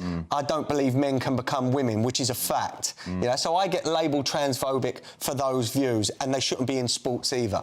But a toddler... Yeah, come on, this is disgraceful. This school needs to be looked at immediately because this is astounding. Chloe, I mean, come on, like, this is madness. I mean, I don't know whether to laugh or cry or both. I mean, it is just absolutely shocking. Kids make little mistakes all the time. We've all heard the odd little toddler accidentally say the F word because they heard it off mummy or daddy, but we all just laugh it off and get on with it. And I see time and time again, you know, we're sacrificing the welfare of little kids. This kid being kicked out, think what that's going to do to their self-esteem, right? And we also had the story that I'm sure all our viewers will have heard that was on that interview on Times Radio of the guy that had 6 coppers turn up to arrest him because he criticised his daughter's school. We covered that yesterday. We covered it on GB News yesterday. His daughter is disabled. His daughter has epilepsy, needed special treatment, and she had to be pulled out of that school because of this whole hoo-ha, because of teachers being upset about hurty words. This, to me, seems the same. They were on GB News today, by the way. They were on here, so if you're watching at home, please go back and watch that on catch-up somehow, a Free Speech Nation. Bill, I mean, I want to come to you on this because, like, what really shocks me here is the government's response to it, the Department of Education's response to this. It's so... it's just completely baffling, isn't it? It's completely baffling. It's not taking into consideration that these like a 2 or 4 year old can't really, in my opinion, be transphobic. Look, no child should be expelled from school for expressing views, whether they're transphobic, whether they're racist, whether they're sexist. But do you think a 4 or 2 year old can have those views? Do you believe that? Because I don't personally believe a 2 year old. They might be repeating something they've they've heard elsewhere. Sure. But you know, you tackle those kind of issues within the classroom by talking to kids, by working with them and dealing with it in that way. You most certainly should not expel a child. The only grounds for expulsion are violence. Yeah, I couldn't agree more with Bill, and I'm shocked I'm saying that. That is exactly my thoughts on this. This is crazy, and for me, the school needs to be looked at. Yeah, Chloe, what do you make of it? I mean, Bill's absolutely right that kids make mistakes and you need to talk to them there if the child needs to be taught something. I mean, you know, for example, if you've got a little kid that doesn't really understand anything about homosexuality, they might go, ew, mummy and daddy, I just saw a boy kiss a boy. And then you'd explain it to them. You wouldn't tell them off and be horrible to them, let alone expel them for it. Educate kids. This shocks me because we were just talking about this story, that children, I mean, in the last hour we were talking about children as young as 5 being accused of attacking their teachers. We're talking about kids en masse being expelled from schools. And I said to this whole panel, and I said, you know, and I think most of you did agree with me, actually, that actually there's probably a mixture of nonsense like this, where kids are being expelled for absolute crazy stuff that is just complete soft-touch wokeness. I think it proves what sort of people we've got in our education system, people so blinded by this wokeness and this trans ideology that, you know, they want to expel a kid over maybe a mistake that the kid said. Yeah. And doesn't understand. A 3 or 4 year old cannot understand these issues. it's a disgrace. Again, context, you know, the numbers involved as a percentage are incredibly small. So, Adam, you can't castigate the whole of the teaching profession and the whole of schools across the country. Where this has happened and where a kid of 3 or 4 has been, if that is true, has been expelled for transphobic views, I think there needs to be an investigation into the school. Well, Chloe, do you have faith that there is a mechanism for parents to appeal this sort of stuff? Because I know there's often criticism that the bureaucracy won't accept it as sort of no appeal, you're out. I think usually with most schools, I don't know about nurseries if they've got the same level of policies and regulations, but I think most schools, if you get expelled, you have the opportunity to appeal. I don't think you've got much control as to who exactly is looking over that appeal. It'll often be the same woke teachers that that's the kick you thing, out right? I in the mean, first they place, must have seen this case and gone, has that 4-year-old been transphobic? I mean, I don't know if then, if the appeal fails, you could it's not then teachers looking at potentially take them to teachers. I'm a member of a trust board for an academy chain, and it would be trust board members who undertake that appeal, and then beyond that there's a statutory appeal as well where independent people will be involved. Well, let's hope to God that common sense will prevail and that board look at this case and go, what on earth happened for a toddler to be expelled from a school over potentially homophobic, transphobic comments? Because I just do not believe a child is capable of that, and I know this panel are very sensible people here. Anyway, moving on. It's your final week to see how to win that massive spring giveaway and grab a designer handbag, designer watches and an incredible £17,777 in tax-free cash. Make sure you do not miss this final chance. Here's all the details you need. It's the final week to see how you could spruce up your spring, as we have an incredible £17,777 in tax-free cash to be won. And if that wasn't enough, we'll also give you the latest Mulberry handbag, and not 1, but 2 sought-after designer watches, so you can style it out this spring. Make sure you don't miss out, as lines close on the 4th of April. For another chance to win the lot, text cash to 63232. 1 entry costs £2 plus 1 standard network rate message, or text bonus to 63232. 5 entries cost £5 plus 1 standard network rate message. Go to gbnews.com/win. Entries start from just £2. Call 0903 681 3232. Calls cost £2 plus your network access charge, or post your name and number to GB12 PO Box 8690 Derby DE1 9TT. UK only. Entrants must be 18 or over. Lines close at 6 p.m. on the 4th of April. Please check the closing time if listening or watching on demand. Good luck. Yes, good luck. Coming up, political editor from HuffPost UK, Kevin Schofield, joins us to talk about a top lord who previously led an inquiry into race relations and who has blamed lefty newspaper The Guardian for fueling the Southport riots. This is Ben Leo Tonight with me, Alex Armstrong, only on GB News.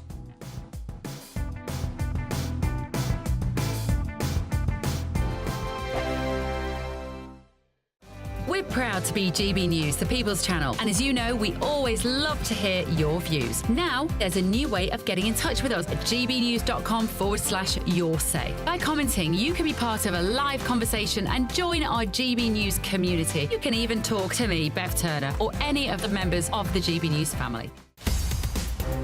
In the GB Newsroom, we bring you the news as it happens. With our team of dedicated journalists across the UK, we're ready to keep you up to date with what's happening every half an hour, every single day. Bulletins here on GB News, the People's Channel, Britain's news channel. Martin Daubney, weekdays from 3 p.m. It's all kicking off in the world of bowling because an historic bowls club could be forced to close after a staggering 2,000% parking fee hike. Members, many of them of course elderly, say they can't afford the jump from 40 quid to an astonishing £840. Now, for some, the club is their social lifeline, but the council insists that the change is necessary to ease financial pressures. Well, of course they would. Well, joining me now to discuss this is the club captain of Eastbourne Parade Bowls Club, Pete Hensman. Pete, welcome to the show. This is an astonishing hike in the car parking costs. It must have simply bowled you all over. Yeah, to use a phrase, you're quite right. We sort of staggered and worried because of the possibility of closing us. What's the reaction been within the club to what seems like an eye-watering increase? Well, as you said, several of our members are saying, we just can't join, we can't afford it. The bus service around here is not particularly good, and they can't carry their bowls or get to the club. And you've been around since 1897. You've got 70 members, got some wonderful pictures there on screens of people just getting together. Absolutely wonderful thing to do. Healthy physically, healthy mentally, and of course a lot of people lose more friends as they get on. Have the council been remotely forthcoming in seeing the light? I think they've got a bit of a panic on. We got a message inviting us to join the chairman of the council tomorrow to discuss the matter. I hope we're going to get a compromise. GB News. Join me, Nana Akwe, for an informative, interactive news programme with a difference. It's fun. No, he didn't say that, though. I'm so surprised. I think there's an element of truth to that. Join me from 3 p.m. every weekend, only on GB News, Britain's news channel.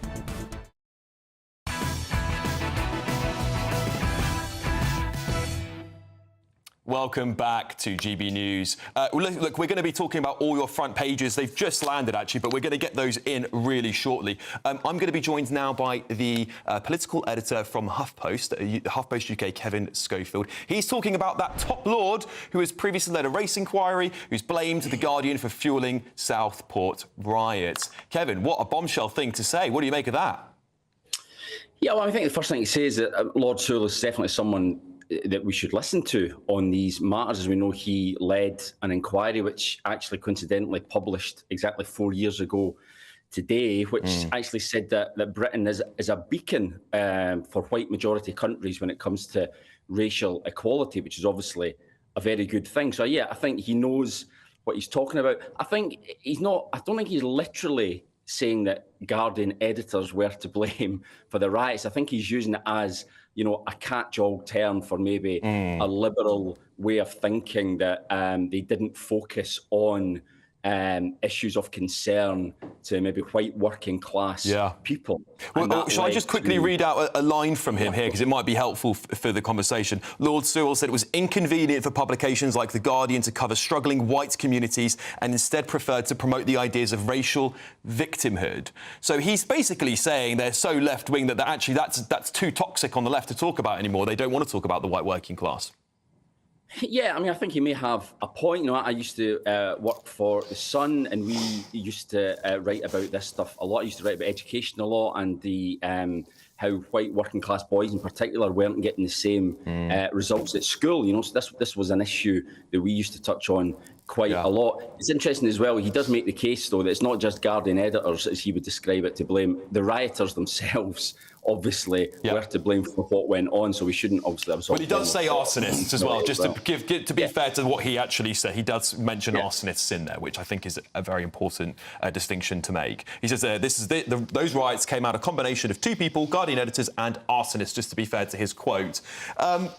Do we have a problem with the liberal left in this country, where they used to be, The Guardian was meant to be the bastion for the working classes, the Daily Mirror, these sorts of publications are meant to give a voice to those people. In my opinion, GB News gives a voice to white working class people more so than any other channel does. But that's, of course, a very biased opinion of mine. But do we need more of this? This is what it's all about, the free press, right?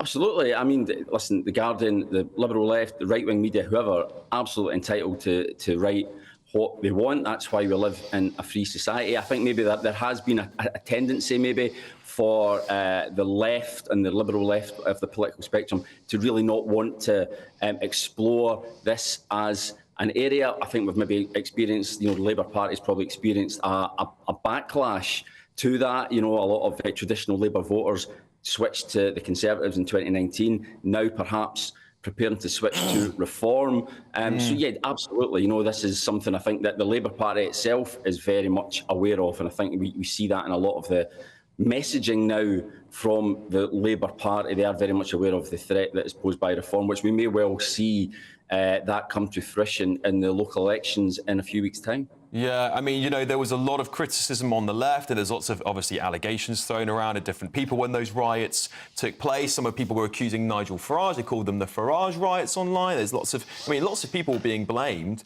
Lord Sewell said The Guardian had led the backlash against this conclusion when he's talking about the institutionally racist parts of Britain, saying they wanted to know more about victimhood, more about racism, more about how horrible white people are oppressing black people. And, of course, you know, Lord Sewell is a black man himself, so this is quite a bombshell thing for him to be saying, right? Yeah, I mean, I think so. And as I said at the top of the item, you know, he's definitely someone who knows what he's talking about. He's someone who should be listened to. And I'm sure, even though he is a Conservative peer, I'm sure that there'll be many in government, in the Labour government, will be taking what he says very seriously indeed. I'd like to bring in my panel here as well, Kevin, to talk to you about this, because they've, of course, got some big views here. Bill, obviously, you've been hearing the discussion here about this story. I don't know if you managed to read it before you came on the show tonight, but what do you make of these claims? I mean, you can talk directly to Kevin. He's here as well. Well, I mean, look, I respect Tony Sewell, but he was speaking at a literary festival, and I sniff that he's got a book to promote, and his comments are designed to promote that. The reality is, and look, you know, I've had my run-ins with the Guardian newspaper, but this is really unfair criticism. The Guardian newspaper has campaigned for decades and decades for excluded and marginalised communities, and that includes the white working class. You know, when I was an education minister in 2005, 6 and 7, I was talking about the white working class boys being the biggest disadvantaged group within our society. But has it changed, Bill? Has it changed since you were in government? No. I mean, you know, the Labour Party has campaigned on these issues. You know, I've got this unfashionable view that class still matters. No, I agree. And you know, the attempt to pit white against black, I think, is the wrong conclusion. It's about tackling disadvantage and discrimination and lack of opportunity wherever it occurs. And that's the agenda of the Labour Party, and that's been the agenda of newspapers like The Guardian. Kevin, what do you think about that?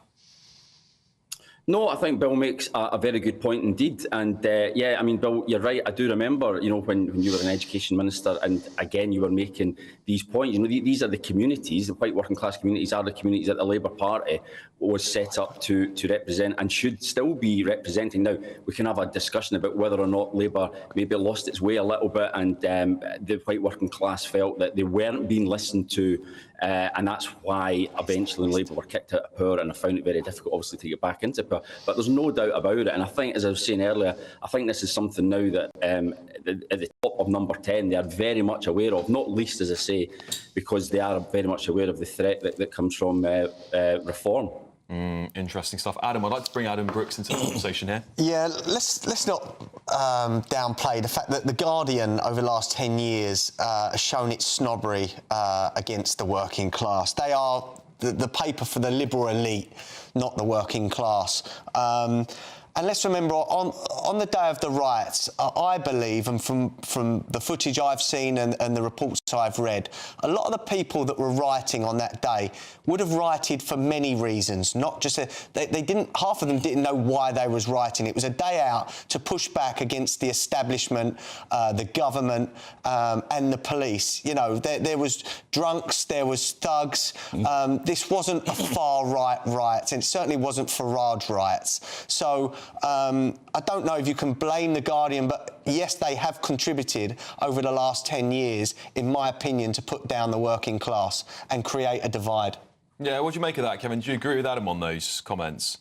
I mean, I think we could debate all night as to what was at the root of that, or what, you know, all of the people involved in the riots were rioting for. I mean, you're right, it wasn't about one single issue. I mean, I remember the riots back in 2010 when the coalition were in power. That again was just, like, I think, a feeling of frustration among a lot of people, as opposed to a sort of them coalescing around one political viewpoint. But I think at the end of the day, we can't get away from the fact that there was absolutely despicable behaviour. You know, people trying to get burned out of asylum seekers, trying to burn them out of hotels, stuff like that. I mean, you can never ever condone that. It was awful behaviour. But again, I think it's up to the government to try and respond to what lay behind a lot of the reasons for it. and then voters will get their chance to pass judgment on whether or not they have responded to people's concerns come the next general election. Yeah, look, Kevin, I want to bring in the front page of the Daily Express now. We've just had it hot off the press here. The Daily Express are leading with families being £1,100 worse off in April as bills surge. Extra annual household costs are rising under Labour. Tory analysis claims households could be true. Well, Bill Ramos, you heard it here first. Bill Ramos is not true. Households could be battered by £1,000 a year in extra costs because of bill rises under Labour next month. The Tories have warned. What do you make of that? Is that a little bit rich coming from the Tories, where bills surged over the last 14 years? Yeah, well, it's maybe a little bit soon after they've been kicked out of power before people will start listening to the Conservatives. Again, we can argue about this precise figure, but there's no doubt the start of April tends to be the time when people start to feel the pinch. You know, your council tax is one, obviously, that comes up, your tax bill or the prices in the shops, various other charges. So, yeah, there's no doubt I think we're in for a pretty grim time, and it's bad news for Rachel Reeves, because unless people start to feel better off, then they're not going to take too kindly to what Labour are doing. I'm just going to bring Chloe Dobson on this as well. I mean, young people are suffering pretty hardly on this, aren't they? Yeah, well, I don't think young people really have much hope at the moment because, you know, even the prospect of just owning a little flat, let alone a proper house, seems almost impossible unless you're a millionaire. But, I mean, on this story, you know, Rachel Reeves, she's done this, well, she may call it a spring statement, but I think most of us will call it an emergency budget. She's tried to bring a slightly more hopeful tone than she did back in the autumn budget. The growth forecasts for this year are not looking too good, but she's trying to show hopeful stats for the years to come. Do you think, Kevin, that Brits in this country will start to feel better off under Labour by the end of this Parliament, by 2029? I mean, that's the $64,000 question, isn't it? I mean, at the moment, it's difficult to see. I know that the Office for Budget Responsibility, I think, put a figure of £500 on it that people will feel better. Those figures are being disputed already. It looks as though economic growth is still going to be pretty anaemic over the next few years. And that was obviously the number one mission of the Labour Party, as they repeatedly told us during the general election, was to grow the economy more considerably than it has been over the last 10, 15 years. Unless that happens, then I don't think people are going to feel the benefit in their pocket. So, and as I say, that is, at the end of the day, what is the main consideration, I think, for people when they go to the ballot box in 3 or 4 years' time. That will be, they'll try to decide, am I better off now than I was back in 2024? And if the answer is no, then it could be a pretty grim night for Labour. Well, look, the facts are that for the first time in a decade, real incomes, average incomes, are rising faster than prices, and that includes everything that's included within the Tory party analysis, and that's very welcome. But I think the most significant thing to come out of the spring statement was the Office for Budget Responsibility verification that the planning reforms that the government is bringing forward will increase over time our GDP rate by 0.6%. That's the biggest uplift in the growth forecast that we've had since the creation of those figures. And, you know, if we can do that and we can deliver those homes, it will not only provide homes that are desperately needed, but it will boost our economic prospects and people's livelihoods. Well, Kevin, thank you so much for joining us. Lots more coming up on the show tonight. It's Kevin Schofield there from Huffington Post. Coming up, though, ethnic minorities prioritised for bail, and Harry tried to make charity boss defend Meghan.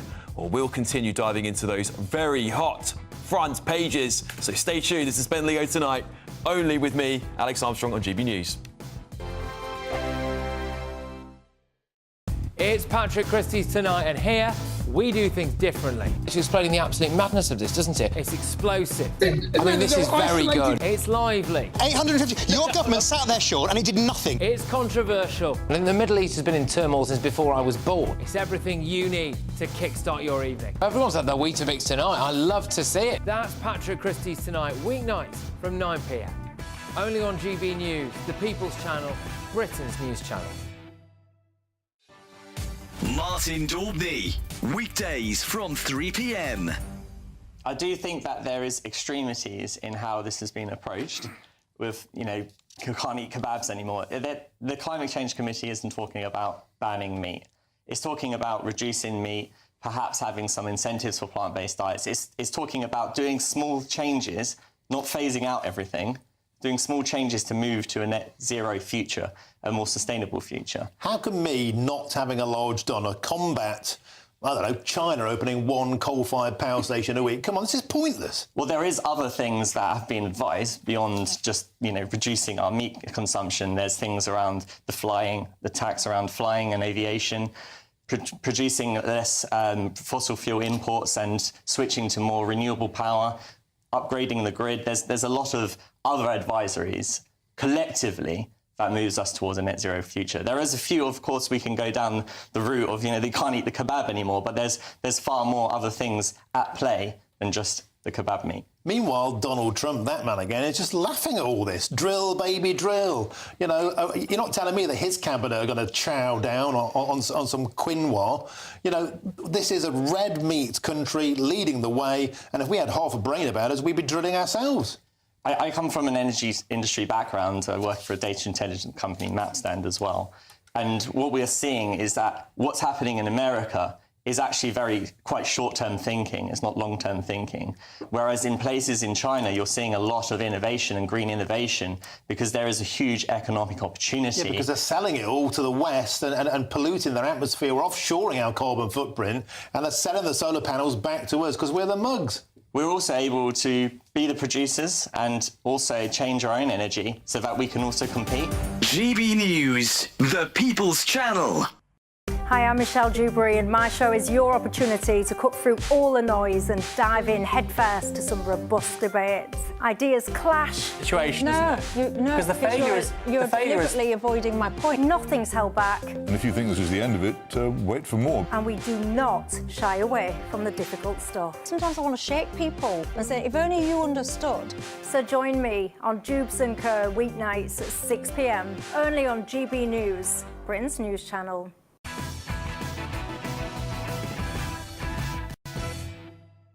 Welcome back to Ben Leo Tonight with me, Alex Armstrong. Let's return to your front pages. Hot off the press, the Daily Express. Families £1,100 worse off in April as bills surge. Yet they're leading with that.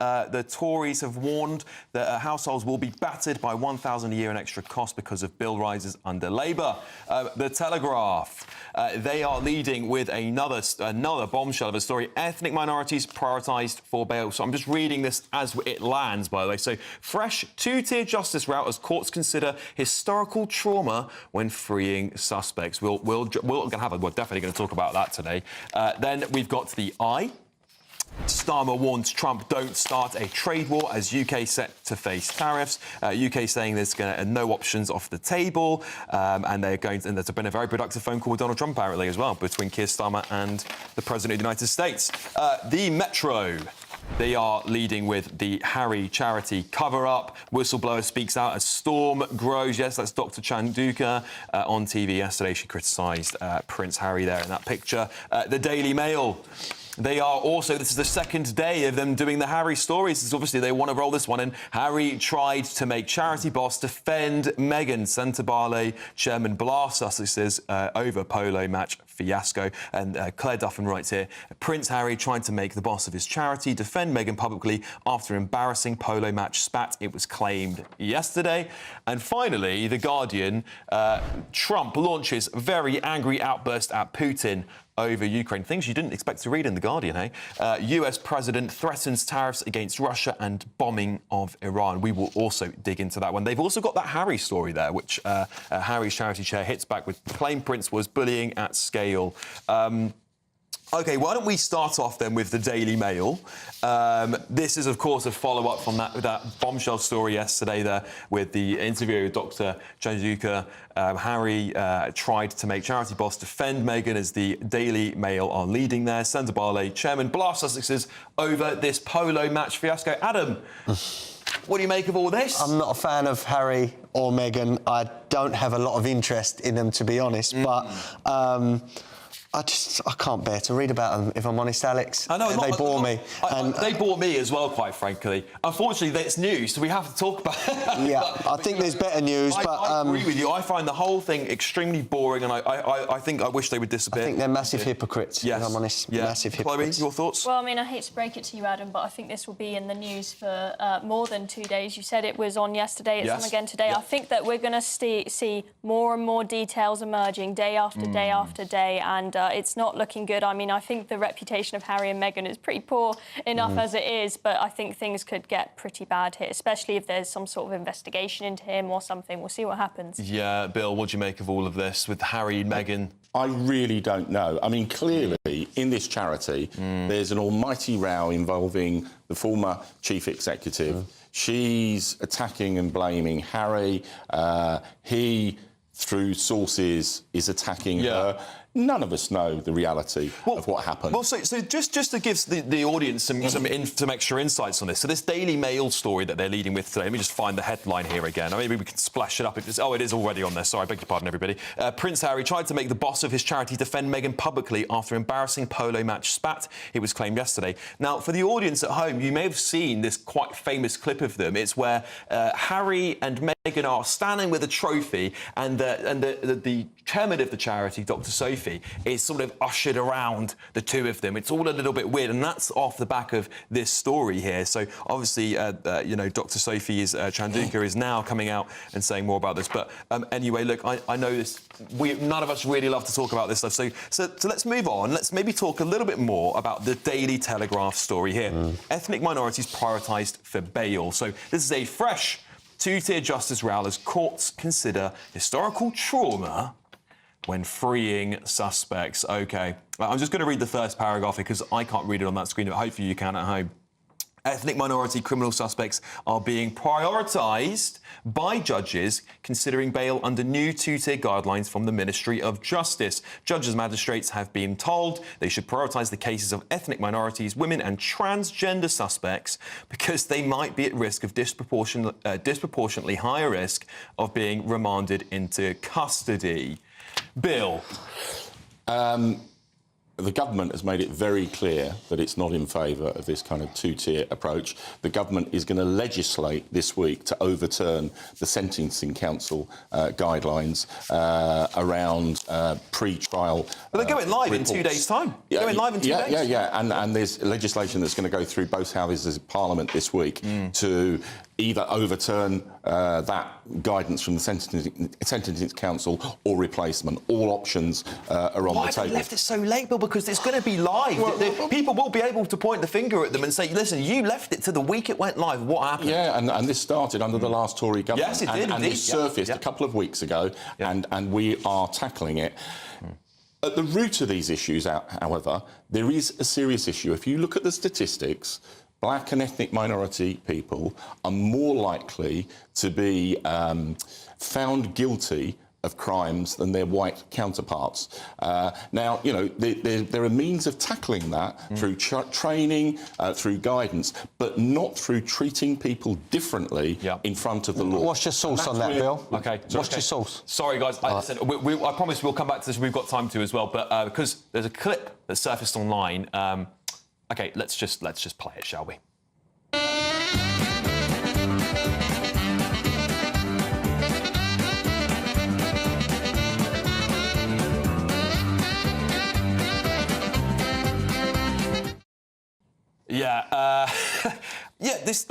It's not quite two-tier justice, that, is it? I think it's no justice whatsoever. But what do you make of all of this? I mean, listen, Adam, we're talking about two-tier stuff every week now. There's the Telegraph are probably sitting on a bomb site worth of these stories. Let's just make this clear, and if you don't agree with this, you've got an agenda. It doesn't matter your skin colour, your sexuality or your race. Everyone should be treated the same under the law. I don't care if you've just arrived in this country and you say you don't know the laws. Everyone needs to be treated the same.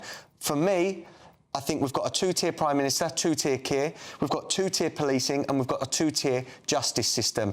There is something seriously rotten in this country and things have to change. It's a two-tier society, that's what it is. And I think that the reality is, even if they manage to get emergency legislation through for this, we already have, with or without it, two-tier justice in this country. I mean, we saw recently a Syrian did not have to go to jail for sexually assaulting a young girl because he has PTSD from being in prison under the Syrian regime. So we're letting that man on the streets, causing danger to young children. I think that's two-tier justice, and we've got so many problems with our judiciary. Yeah, OK, coming up.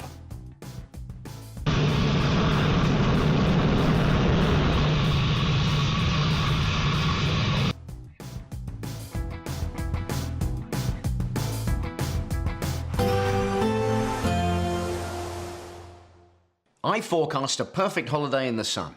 Weather looking good then? For sure, and no worries about our travel insurance. All Clear Travel Insurance sponsors GB News Travel Destinations Forecast. Hello there. We continue to stay unsettled across central and eastern parts of the Mediterranean with further heavy showers and thunderstorms, some localised flooding possible. Through Monday, we can see across much of Greece into Italy those heavy downpours continuing, some brisk winds, feeling quite cold too, but drier further west into Spain and Portugal, sunny spells before heading over to Madeira where there'll be some showers here, and largely dry across the Canary Islands. Over the next few days, it stays fairly similar, temperatures in the sunshine reaching the low 20s. All Clear Travel Insurance sponsors GB News Travel Destinations Forecast. Hello, here's your latest weather update from the Met Office for GB News. We've got plenty of fine weather in store across the UK during the week ahead. Lots of warm sunshine to look forward to, but a bit of a cooling breeze too. High pressure starting to build in from the southwest now, low pressure moving off to the east, and it's this area of high pressure that will bring much quieter conditions to the UK as we go through the coming few days. Looking at things though in more detail for the overnight period, cloud across the north and east of the UK will tend to melt away to leave a lot of clear weather for a time overnight tonight, but notice towards the northwest there, clouds starting to increase again from off the Atlantic as we head into the early hours. And we could see some patchy rain across the far north and west of Scotland by the morning on Monday. Turning frosty across some southern parts, particularly in rural areas. Temperatures here down to -3, even -4 Celsius in one or two spots, but frost-free towards the northwest of the UK. So we start the new working week then with plenty of sunshine across the east and southeast of Scotland, a bit on the chilly side here. Cloudier towards the north and northwest with some outbreaks of rain, particularly across the northern and western Isles. Across Northern Ireland, mostly dry, but again, a fair bit of cloud around and some cloud across western parts of England and Wales, with the best of the sunshine at this stage across central and southeastern parts of England after quite a chilly start. We hold on to a good deal of sunshine across England and Wales as we go through the day on Monday. Always more in the way of cloud though as you head further north and northwest. That cloud thick enough towards the north and west of Scotland to give some patchy rain at times. Perhaps an isolated shower elsewhere across parts of Northern Ireland and Scotland, but certainly the best of the sunshine the further southeast you go. And fairly warm again in the sunshine, up to 16 or 17 Celsius, even reaching 17 or 18 there across the Moray Firth of Scotland. Cooler though towards the northwest of Scotland. As we head into Tuesday, after a chilly start, lots of sunshines in store, almost wall-to-wall sunshine, in fact, across the bulk of the UK. Once again, feeling pleasantly warm in the sunshine, out of the breeze, certainly, with temperatures into the mid, locally upper teens in Celsius. And we hold on to a good deal of sunshine across the UK during the rest of the week, and those temperatures still doing quite well too, but with some chilly nights, even a touch of frost in places still. Join me, Nana Akweer, for an informative, interactive news programme with a difference. It's fun. No, he didn't say that, though. I'm so surprised. I think there's an element of truth to that. Join me from 3 p.m. every weekend, only on GB News, Britain's news channel. Westminster, the ultimate clique. And you're fighting like rats in a sack. But here on the Camilla Tominey Show, we ask the questions the establishment media is too scared to ask. OK, let me ask you a straight question, because I know you're a straight-talking politician. Whether it's net zero, illegal immigration or law and order, nothing is off limits. You had the power then. Yeah, and now you've lost it. That's the Camilla Tominey Show, a politics show that's fearless. But no, let me finish my question if you don't mind, because it is my show. Sundays at 9:30, only on GB News, the People's Channel, Britain's news channel.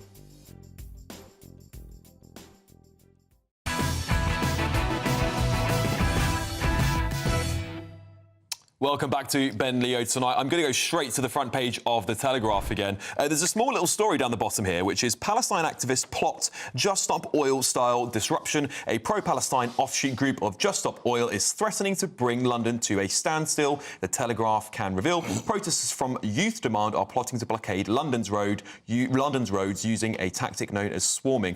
Chloe, what's your take on this one? I mean, I'm absolutely fuming, and I'm sure plenty of our viewers will be, and any viewers who have experienced having to sit, not being able to move anywhere in traffic because of some Just Stop Oil activists sat on the road. Just Stop Oil have just told us that they've closed their doors now, but now we've got the same kind of stuff coming back, just in different colours. I mean, we had the guy climb up Big Ben, feet bleeding. He was up there all night. Loads of emergency services being used that could have been saving people's lives and being used effectively. It's so selfish of them, and I think it's going to disillusion a lot of people, as I think was the case with Just Stop Oil. You watch the two-tier policing that is on show when they do decide to do this. If it was a Tommy Robinson friendly march like we've seen a couple in the summer, there would be police with batons and their riot gear on. I bet they don't turn up for the Palestine protesters. I've got no truck for Just Stop Oil whatsoever, but, you know, my two fellow panellists have banged on about two-tier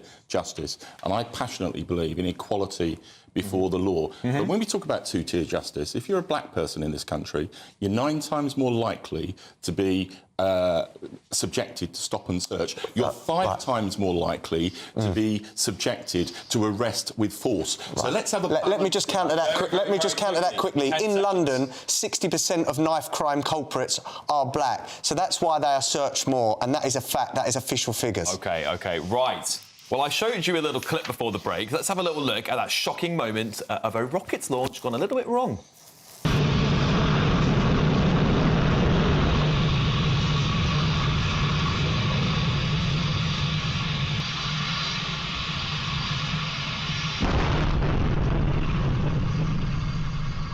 Response to tariffs. Bill was just saying he fears that's the Germans' response to tariffs by Donald Trump. Yes, that was German company Isar Aerospace's Spectrum rocket that was launched in Norway. It fell to the ground and exploded 40 seconds after launch. Well, it does make all of Elon Musk's achievements that much greater when the Germans can't get a rocket going, in my opinion. I mean, I'm actually quite glad the Germans can't seem to fly rockets at the moment. I think that Elon Musk will sleep easy tonight. I think he might as well.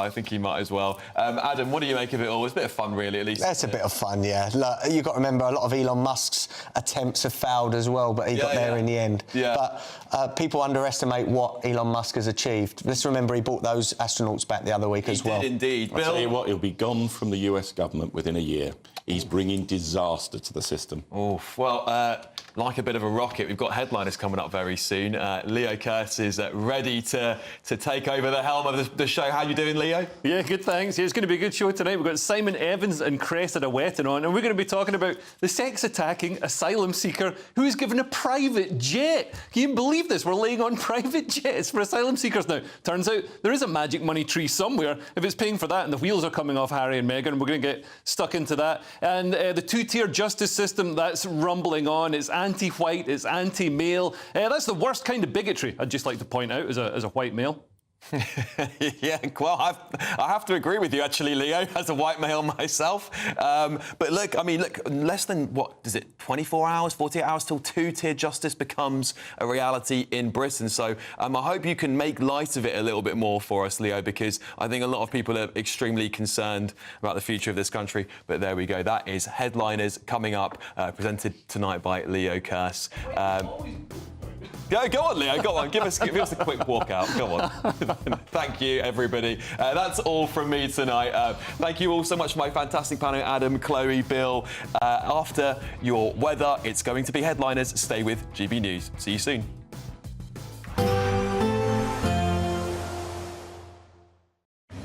Even though we'll see a cloudy start, it'll be a bright outlook for the rest of the day.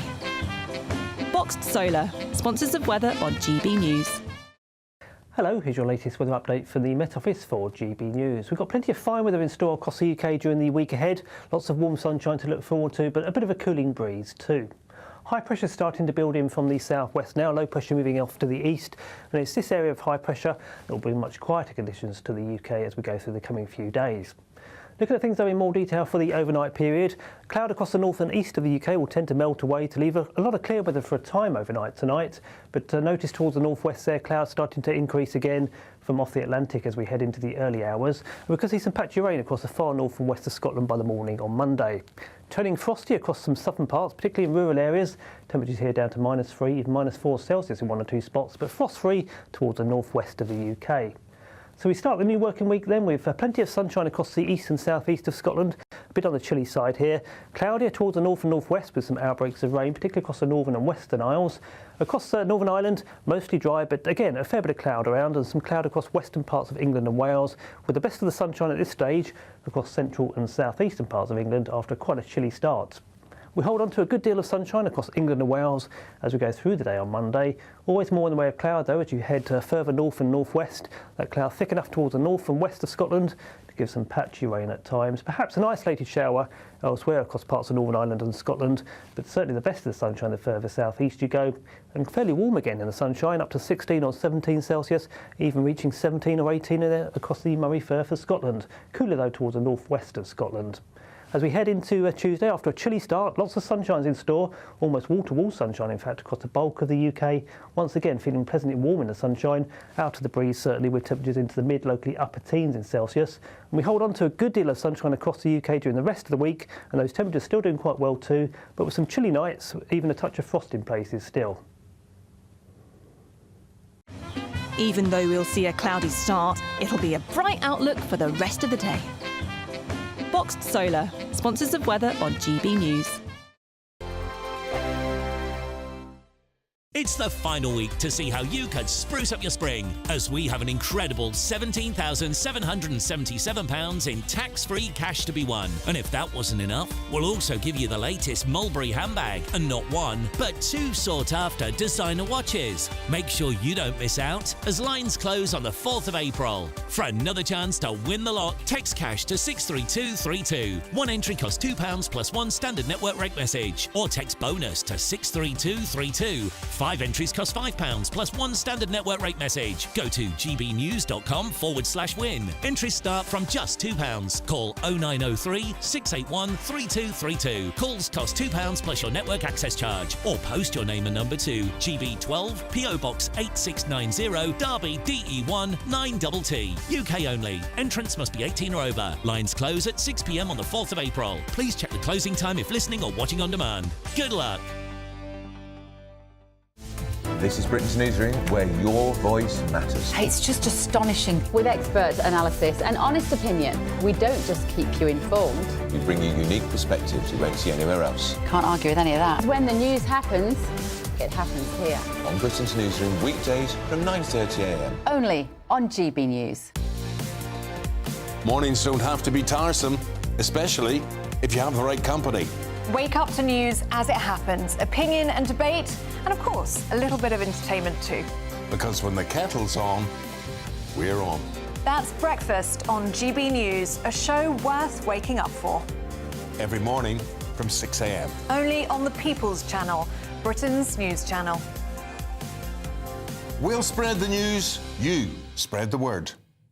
Hi, I'm Michelle Dewberry, and my show is your opportunity to cut through all the noise and dive in headfirst to some robust debates. Ideas clash. Situation, no, isn't it? Because the failure is... You're deliberately avoiding my point. Nothing's held back. And if you think this is the end of it, wait for more. And we do not shy away from the difficult stuff. Sometimes I want to shake people and say, if only you understood. So join me on Jubes and Kerr weeknights at 6 p.m, only on GB News, Britain's news channel. Headliners on GB News 11 p.m. every night. It's got 3 top comedians going through the next day's newspapers so you don't have to read them, which is great. That's a good point. He's lying. Maybe he's not lying. That's Headliners every night from 11 p.m. and 5 a.m. as well on GB News, Britain's news channel. Join me, Nana Akwe, for an informative, interactive news programme with a difference. It's fun. No, he didn't say that, Dave. I'm so surprised. I think there's an element of truth to that. Join me from 3 p.m. every weekend, only on GB News, Britain's news channel.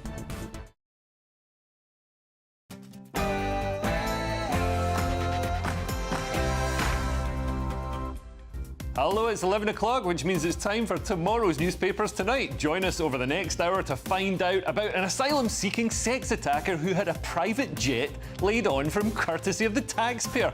Honestly, with our finances the way they are, we should be making asylum-seeking sex attackers take the bus. And British Hindus are forming alliances